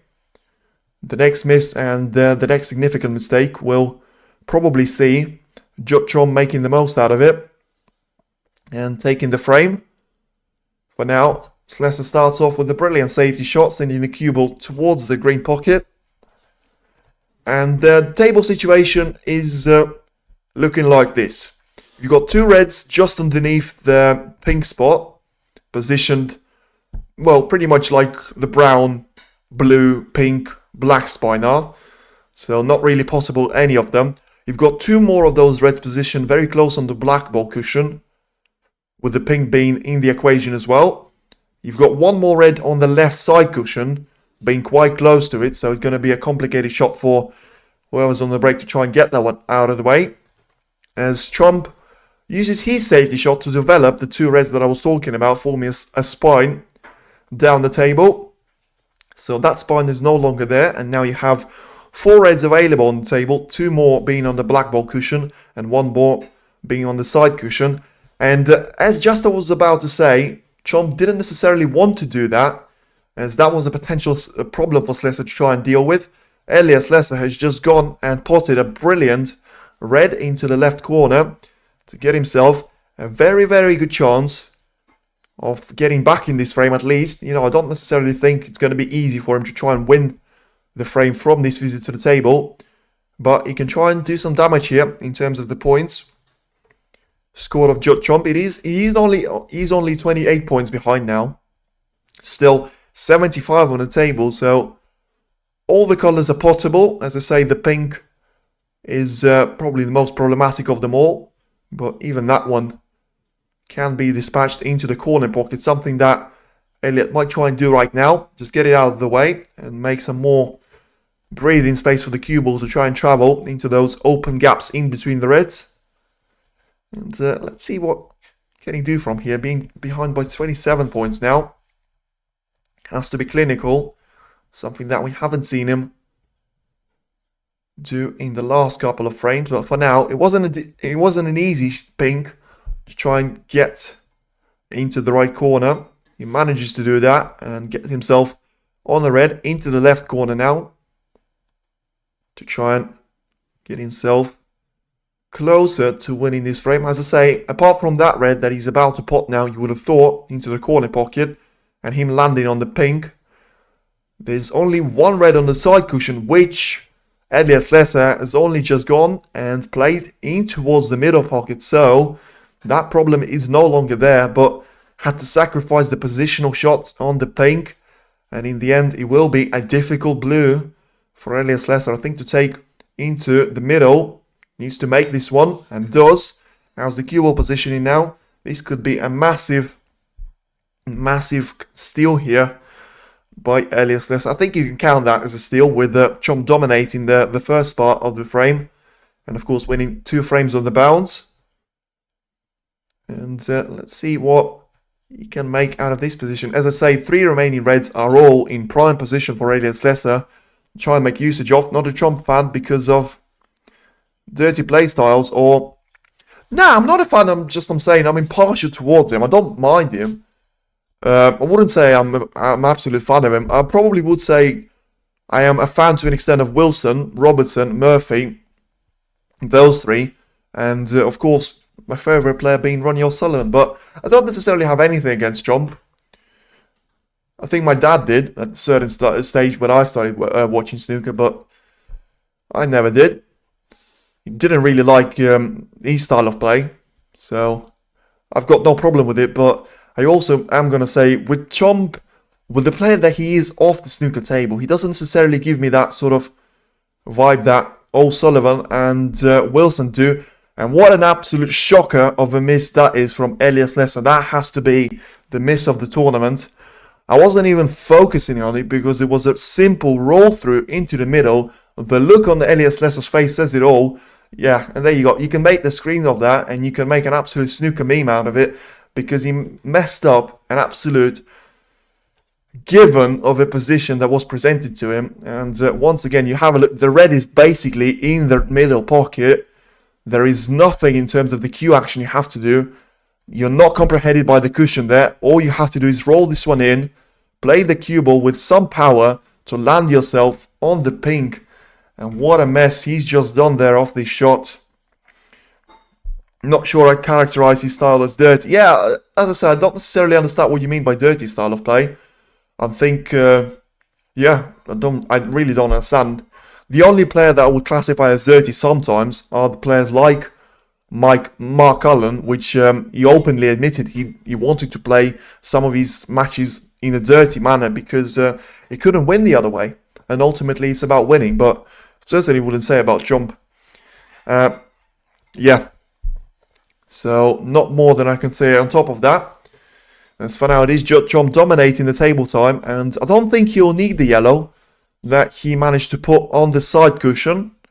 So he's now ahead by 13 points. So he'll be 27 points ahead if he used to accumulate 28 points, I should say. So that could be a massive game changer, as I thought he could only get himself 27 points clear. But with this red disappearing and him playing the black, he'll ultimately put himself 28 points clear now of Elliot Slessor.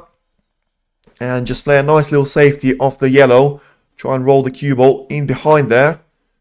It looked like he was going to take the pinky to the right middle. I was just about to say there's no way you're doing that, because that will only allow him to be safe for Slessor to still be within a position to tie for the respot. As he rolls the black in, so now he's ahead by 28 points. And Elliot Slessor will find himself behind by 28 points here with 27 on the table.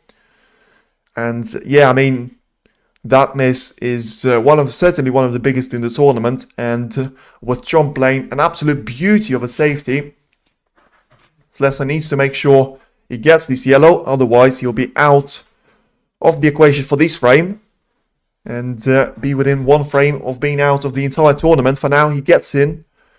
Doesn't leave it, so gets quite fortunate with the way yellow has finished on the black cushion. But ultimately, the black is now out of position himself. So, could be a benefit for Slessor in terms of trying to lay a snooker in behind that black. But in terms of trying to make a clearance after finding the snooker of some sort, it's not going to be... It's not going to make the position any easier for Elliot here. And, well, let's see now. 28 points. He is down, so needs to find a snooker of some sort. And, of course, by Chomp potentially taking the colours out of the table, he'll make Slessor needing more of those snookers. But even if Chomp manages to make Slessor take those colours out of the table, he'll just give Elliot less and less of the chances to lay the cue ball in behind any of the other colours. So for now, Chomp goes for a brilliant yellow into the corner pocket. And that is enough to make Elliot Slessor concede this frame, because it is an absolute beauty to wrap off the frame there. And all of a sudden, after being 2 frames down, remember, it is now Judd that finds himself leading by 3 frames to 2. Elliot Slessor has got it all to do, as he needs to win the remaining 2 frames to become the first quarter-finalist.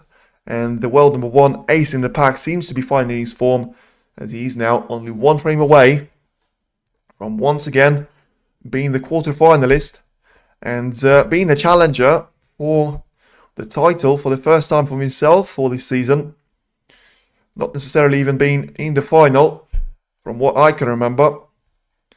And of course, we're going to have a new winner to this tournament. And we're going to have new finalists with Wu Yize. I don't know why I brought him into play. With Wu Yize being the finalist last year with Neil Robertson. Both of those are out. I don't know why I said that, with Wu Yize still being in action. That didn't go to plan. So the point that I was trying to make is Robertson and O'Sullivan, the players that have been in the final, are out. Ali Carter and Kyron Wilson are now out, the players that have been in the final for Shanghai Masters. Salgadun and Gary Wilson, the players that have been in the final for Wuhan Open, are out of the equation. So we're going to have 2 new finalists for this season. We're potentially going to have 2 new finalists for the English Open, as last season was Neil Robertson and Wu Yize. Neil Robertson is out, Wu Yize is still in the equation. So, and inevitably we're going to have a new winner here. So Judd is going to be the favourite for that. But until then, he still needs to get through the mountain of Elliot Slessor here. The mountain that hasn't been too steady in the last couple of frames. Chomp will be the favourite for me, GG's in this frame for sure. Chomp will be the favourite if he manages to pull off a comeback. As I say, the first time I've seen a top seed player pull off a comeback like that. And the only time it happened to a top seed player was yesterday. Ali Carter against Aaron Hill. The 2 players that have managed to make a maximum throughout this campaign. And yeah, looking forward to seeing more of Murphy. Looking forward to seeing Brussels play once again against Robbie Williams. And certainly looking forward to the clash of the winner of the British Open last year, Mark Selby, multiple world champion, against the finalist last year in the English Open, Wu Yize. For now though, after a long bathroom break, that probably was expected after the time that the 5th frame has taken both players to finally settle the winner off.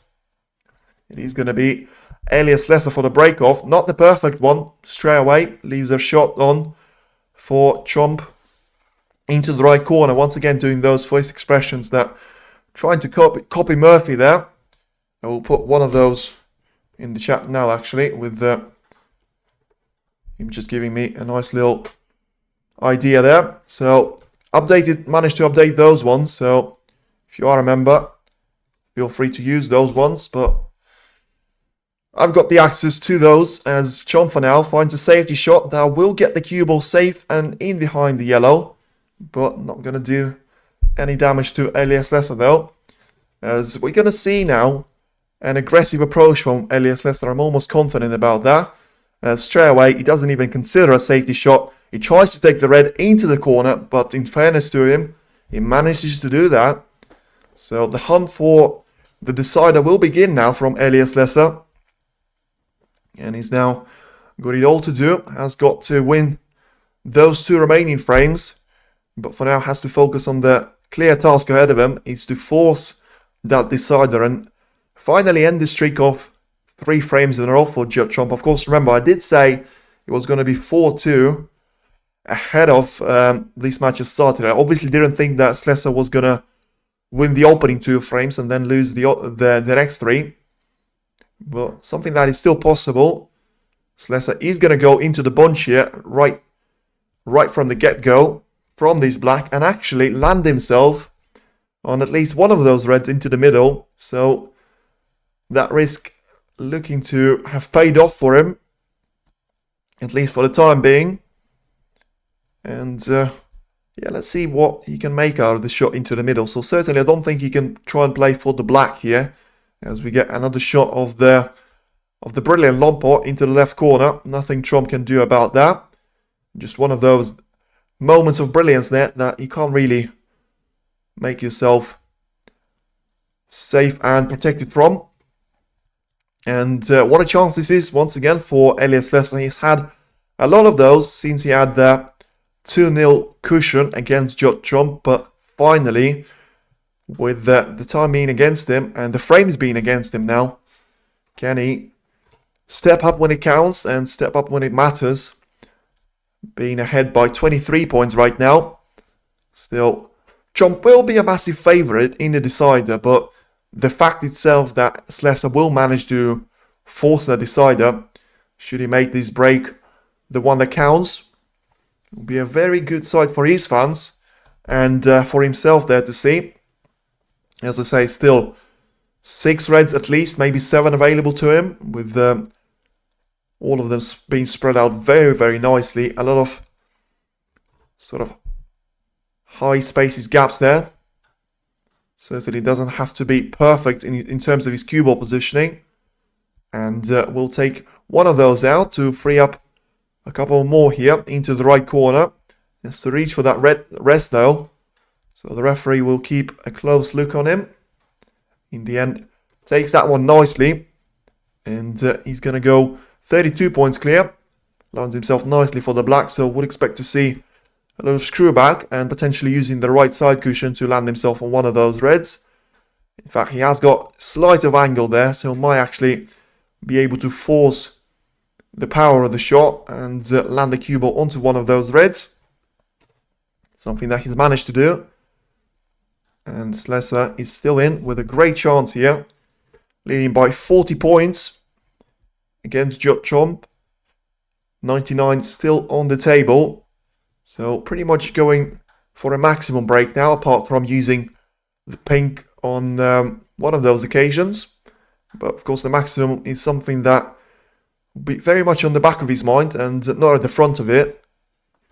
With him trying to finally get a frame on the board after, I would probably say, almost an hour wait. I think the opening 2 frames have been quite quick, with the match time being reaching 90 minutes now, you'd have thought, with all the breaks in between the frames. And almost 2 hours since the match has actually got underway. We'll have a look how the other one is doing, with Watchalong and Barry Hawkins featuring in that particular clash. And for now it is Elliot Slessor lining himself up nicely for the blue. And we'll send the cue ball once again towards the bottom part of the table, where the majority of the reds are, and try and do the most out of the ones that are available. As I say, still at this point, at least 4 of those being in open play. Could try and pop them into the middle or the corner pockets, whichever one you would like to do. I'm not going to call him the bold one, but Elliot Slessor could have won if he was more serious. I would probably disagree with that to an extent. I think he could have won this match already at this point, with this being the last frame that he needed. But A, he's still not out of it. B, he's up against the world number 1. And C, is his style of play. I don't think you can expect to see someone play in the way that you think is the best, and will certainly get them the most out of their game. But if he was a lot calmer, you would have thought he would have been away in the 4th frame, in the 3rd frame I should say, to get himself a 3-0 cushion. And ultimately that would have been enough right now to finish it off now with a scoreline of 4 frames to 2. But as I say, he probably is just about to force a decider against Judd, the world number 1, the favourite for this tournament. And yeah, I certainly disagree with that statement. He's only 2 shots away now from making it a decider clash in between the 2 players, and it's still going to be anyone's game. You know, it's not like you've seen the future and you definitely know he's going to lose this match. And if he is, so be it. You can't win all of them. You've seen Neil Robertson crash out yesterday. You've seen Kyron Wilson crash out. You may see one of Sean Murphy or Mark Selby crash out. Mark Williams, probably the most experienced player on tour, has still lost it. Jump is actually not getting a lot of love in the chat, as Ken One says the same thing. Well, I don't get that. I never understood why people don't like Jump. I still didn't get an explanation why Some of you think he's a dirty style of play. I think he's a positive character. I think he's quite shy and quiet in terms of what he does off the snooker table. But apart from that, you'll scam, I know the future. Well, we'll see if you do. I'd like to know if in the future you stop calling him by the haircut choice of his. But anyway, I suppose we all have to find out soon. As for now, we do have the highest break of the match here, still not reaching the century break, and probably unlikely to do that with Slessor going for the double into the left middle and missing that one. So the break will end on the value of 79, and it is all to play for, with Judd Trump having 3 frames and Elliot Slessor evening that points tally. It is now Judd Trump 3, Elliot Slessor 3. All to play for in the decider for the spot in the quarterfinal. Trump versus Slessor 3-4. Well, okay, if we get in the predictions in the chat, I'm going to say that it is going to be... What am I going to go for? I actually don't know myself. The fact that Slessor managed to take the 6th frame in the fashion that he did, I will still go for Trump to win it by 4 frames to 3. And I'll tell you why.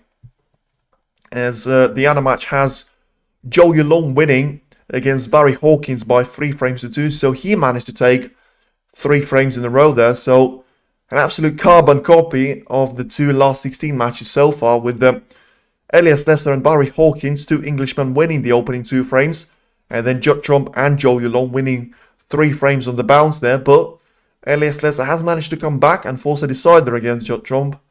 As we're about to see which one of those players will become victorious and progress to the last 8 quarter-final here at English Open in Brentwood. Certainly looking forward to that. And for now, I will say why I'm going to go for Judd Trump, because I think he is the player that is going to take his time at the start of the 7th frame. Elliot Slessor has won the 6th frame by going for an aggressive long shot, which he knew if he missed, it probably is out of the entire tournament. He is willing to take the risk because he's up against the world number 1, and he knows that's the only way he can beat the world number 1, by going on the front foot, by taking an aggressive approach. Trump doesn't have to do that, but he can't really rely on having another chance because he might not get it. That's the downfall, and that's the downside of being Judd Trump. But I still think it is absolutely game on, as Kevin says, and I still will go just about, probably expected from me, but just about Judd Trump to clinch it. And actually another prediction that I will go for is both players will have a chance in this decider. And I think Slessor will have an early chance. He'll probably go for it. It's nice to see a little handshake there between the players ahead of the decider. Certainly having all the respect for each other. Judd Trump to get their 7th frame underway, to make it the last one. Age has nothing to do. Boss Baby, although older, still has... Boss Baby, look, he's not older than Trump. He's had a break-up shot there, Judd Trump, so nothing going on there, so nothing you're going to miss. But he's not older than Elliot Slessor. Elliot Slessor is 31. And Trump is going to be older than that. He's not younger than 31. He's 36. So he's definitely older than Elliot Slessor there. As the world number 23 once again has got a very similar red to left corner to try and take to the one he managed to take in the 6th frame. And he does it. So it's an absolute carbon copy and a blueprint of what we've seen in 6th frame. And right now it is Elliot Slessor that has all the chance. If he can just replicate the things that he's done in the 6th frame there, he can try and get the same ending here, but this time it will be for the match to get himself in the quarterfinal once again for the 2nd time this season. That is more quarterfinals than Judd Trump has seen this season. As Elliot finds himself breaching over the red now. So, as I said, I did say it was going to be each of the players having a couple of those chances. And I think we will see a couple of those mistakes and potential nerves there from Elliot Slessor, if he is to make something out of this. He will scam. Well, to be fair, he did say that, but we'll see. As he rolls the black in, has got 4 more reds to try and play for. That will give him a significant points advantage. Up to 48 points he can try and accumulate from putting the opening 6 reds. Potentially has 1 more plan into the corner. We could well see Judd Trump having 2 shots in the 2 remaining frames. So when he was leading by 3 frames to 2, he had 1 safety shot after a Slessor's break-off. And now he had a break-off himself. And from that, you could see Elliot Slessor trying to clear up now and win the frame. And he's just gone into the reds very, very nicely for himself. So he just has to manage this cut on the red into the corner. Does that. Wants to land on top part of the blue. Doesn't want the cue ball to go too far. And he has. So he's going to be facing with a hard shot now, as he was almost begging the cue ball not to go so deep into the bulk area. With these body language there. So 25 points clear. A couple of more tweaks needed to the position and he will be away. As I say, it still could be the world number 1 knocked out, and a lot of the top ranking players being knocked out yesterday, and the tendency could continue today. As I say, Watchalong is leading Barry Hawkins with 3 frames to 2, and Elliot Slessor right now is leading Judd Trump in the decider by 28 points to 0. What a massive story this could be, and this could turn out for him. If he is to come back from being 3-2 down. As I say, one of you has said that whoever wins the frame that was, at that time it was frame number 5. So it was 2-2, 2-all at that time. Trump managed to take the frame to go 3-2 ahead. And I did say, I actually don't think that it's going to be a game over for Slessor. And his biggest downfall has been himself. I'll admit that, and I think he'll admit that himself. Way too many errors in the 3rd, 4th and 5th frame. And in the end, he's still alright here for the 7th frame. And he's probably more than alright. Come back just to lose. Well, I mean, this would be a little bit of waste. I will agree with that one. To be coming back from 2-0 down, to be 3-2 ahead, winning 3 frames on the bounce, and then still losing that match to the lower ranking seed. I mean, it's not something that Judd Trump will want to see, but something that I think was predictable after his campaign at Wuhan Open against Gary Wilson. It was a similar story. He was behind by, I think it was 2 frames to 1. He managed to be leading by 3 frames to 2 there, and he still lost with a scoreline of, I think it was 5 frames to 4, and he decided to Gary Wilson. So let's see. Slessor didn't win 1st, 2nd frames out of luck. You played well today. It did. As much as he could have played better. He certainly has done enough to win all of those 3 frames so far, and he's on the cards now of winning the 4th one. He's about to make that 40 points advantage over his opponent. Something that could be important in the decider, but you'll need the position to be a lot worse than his current state, with still 2 reds being more than available to Slessor at the current state of it. And as I say, the remaining ones could still easily be cannoned into and be made even more usages of. So the scoreline that I predicted with 4-2 in favour of Trump certainly has gone out of the window in the last frame. But it will be a shock to me, I'll be honest, with Trump winning 3 frames on the bounce, going 3-2 ahead there, and then Slessor managing to clear the table on the 6th frame was a shock in itself. And maybe he's just about to do the same here in the 7th frame. When I say clear out the table, I mean basically make sure that Trump is not going to be coming back to the table and the frame and the match is going to be over. He's very much close to that now with 56 points once this black disappears. And lines himself up once again for the left corner there. Yeah, it's done. I wouldn't say that just yet. It's never over until it's over. You just look at some of the former World Championship battles. The decider of Mark Allen against John Higgins. The famous decider of Mark Selby against Ronnie O'Sullivan in the 2020 season. Slessor still needs to put a couple of those colours. And those ones will be the pressure ones. Because he knows he is very close to knocking the world number 1 out of the tournament, and himself, of course, progressing to the quarterfinal stage. Just about gets the black in, but he's not going to be perfect on the next red, so pressure time, and it's all about performing under pressure now. Only 2 more shots for him to be over the line on the frame ball, and certainly this red is going to be a decider for him if he is or he isn't going to take this one away and make himself the first quarterfinalist. And it would have been too easy, wouldn't it? It would have been too easy if he's done that, and it's certainly not done yet.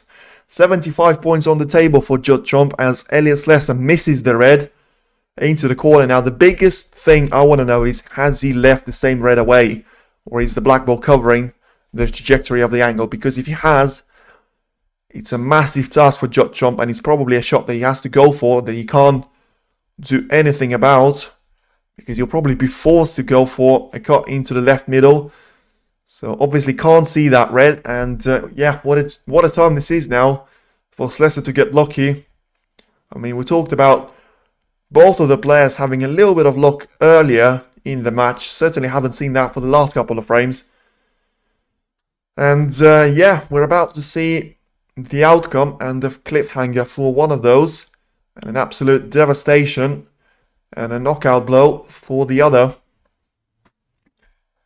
Chomp is not taking into consideration any chance of a long pot apart from it being the red into the green pocket, which is going to be an absolute desperation shot.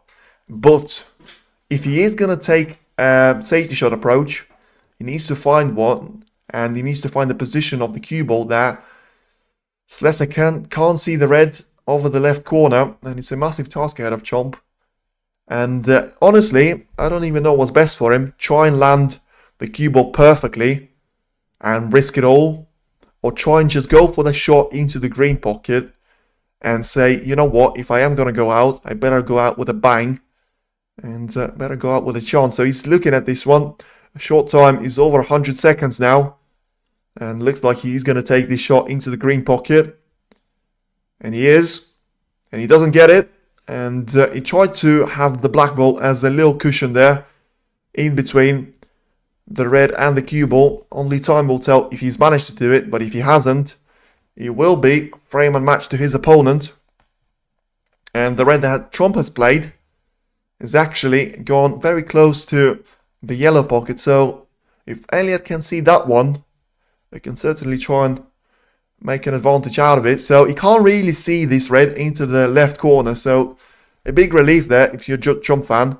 The only way you can get through to that red is by swerving around the black there.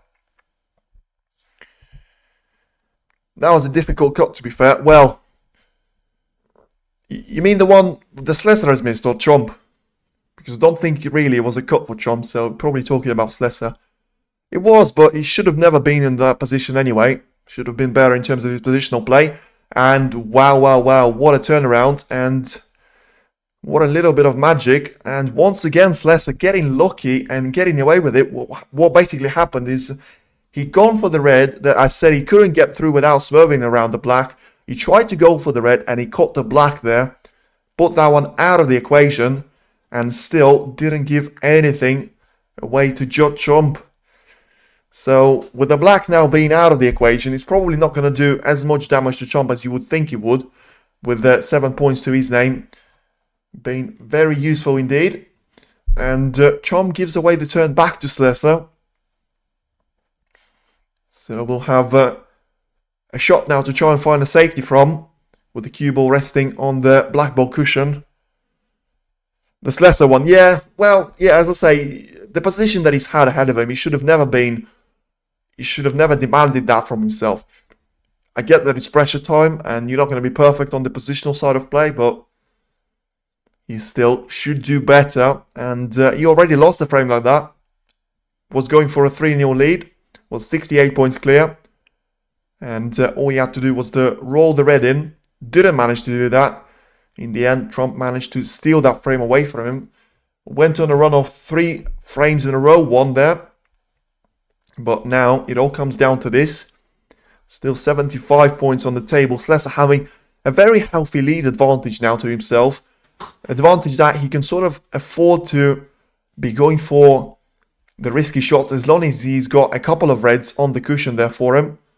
As for now, it is Chomp sending the red on the ball color towards the black ball area and landing a really nice safety there. So, precision play required now from Judd Chomp, and well, final performance and a final piece of the jigsaw required for Slessor here. And certainly, whoever predicted that Elliot Slessor was going to win the decider and the entire match, well, not looking too stupid now. Because I certainly didn't think it was possible with him winning the 2 frames in a row, especially in the way he did that. You know, having given 2 shots to Judd Chomp in those 2 frames, the fact that he could have won both of them in a single visit to the table would have been remarkable. In the end, it was just a bit too easy for him as he finds a way out of this snooker, but Chomp will probably land another one on him in behind the black this time. Try and make a little bit more complicated one. But with the face he's just given to the camera, it's probably failed that attempt. And he'll give away a left-hand side of the table for Slessor to try and deal with at least one of those reds being available to him. And let's see now. Chomp, as I say, can't afford to have any mistakes or misses. And Slessor has to just make advantage of the chances that he gets.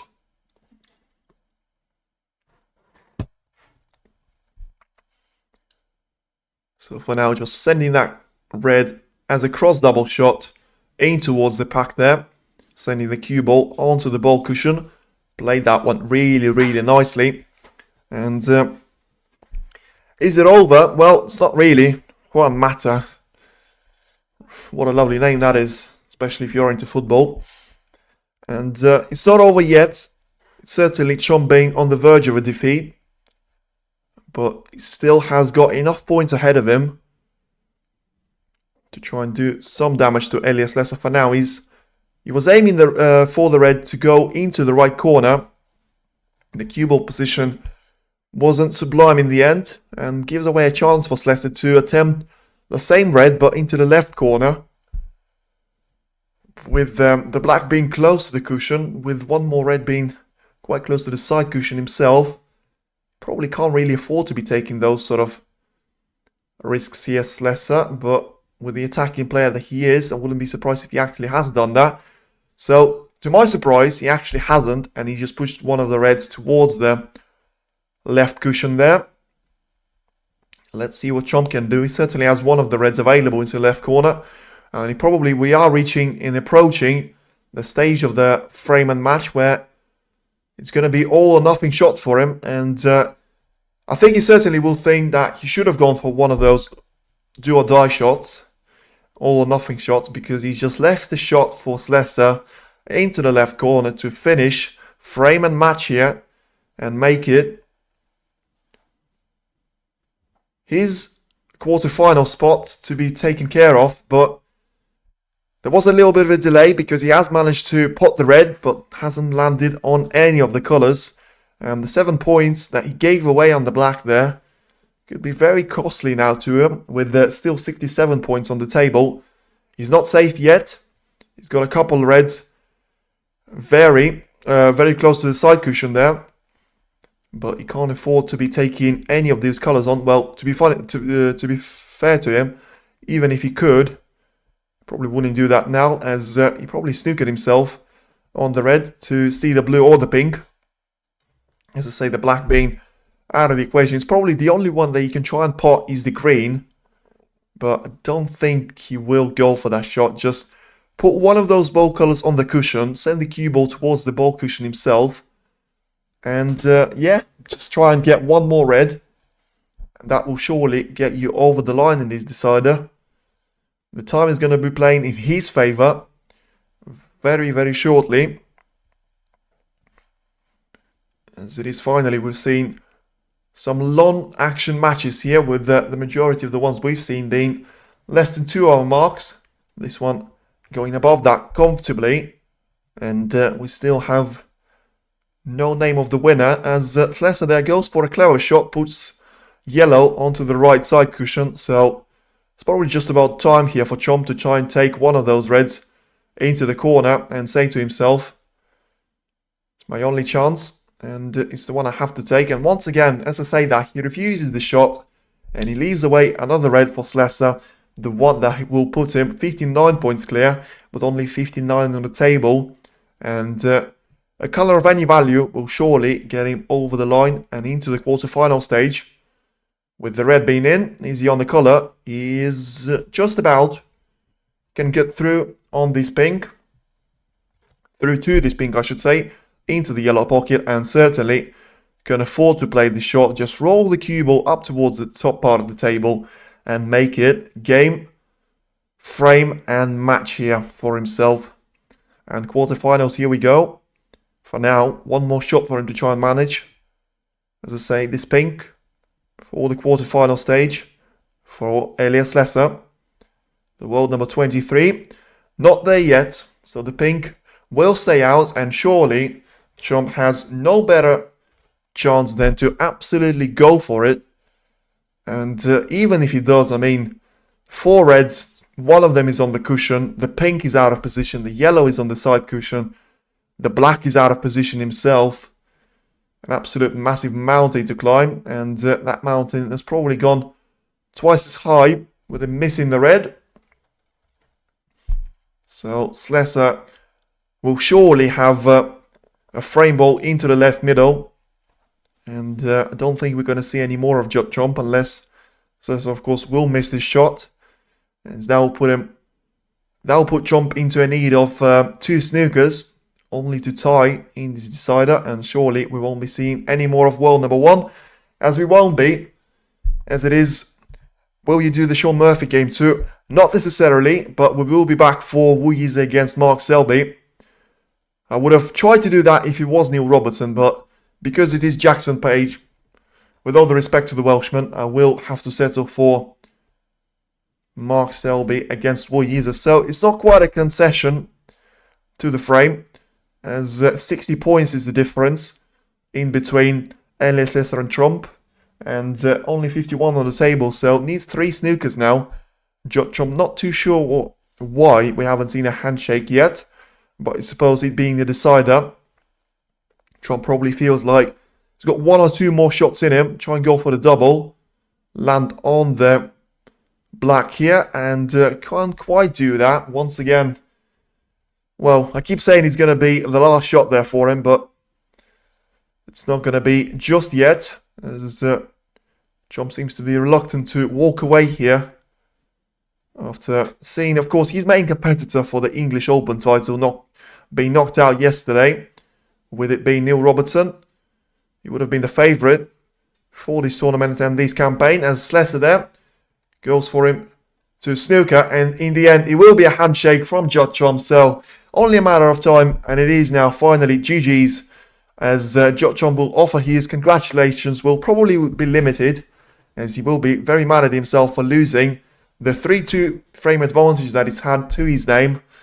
And it is now Judd Trump knocked out of the tournament. Elliot Slessor goes through to the quarterfinal and will become the first player to reach the last 8 of this first English Open and the first tournament of the Home Nation series on this calendar year. And Watchalong is about to do the same thing. He's comfortably away in the 6th frame to make it a 4-2 win against Barry Hawkins. So it will be the first 2 quarterfinalists confirmed, and plenty of more action yet to come. As I say, Jackson Page, Sean Murphy, Ding Junhui, Mark Cullen, and the match that we'll be covering, Wu Yize against Mark Selby at 7 o'clock local time at the English Open. So feel free to tune in for that one, and for now, thank you very much for watching, and we'll be back with more action for you. Stay tuned in. And what a game to beat Judd, and thank you for covering. No worries at all. We'll be back with more action, but for now, stay tuned in, and yeah, loads more action to come. Speak to you later.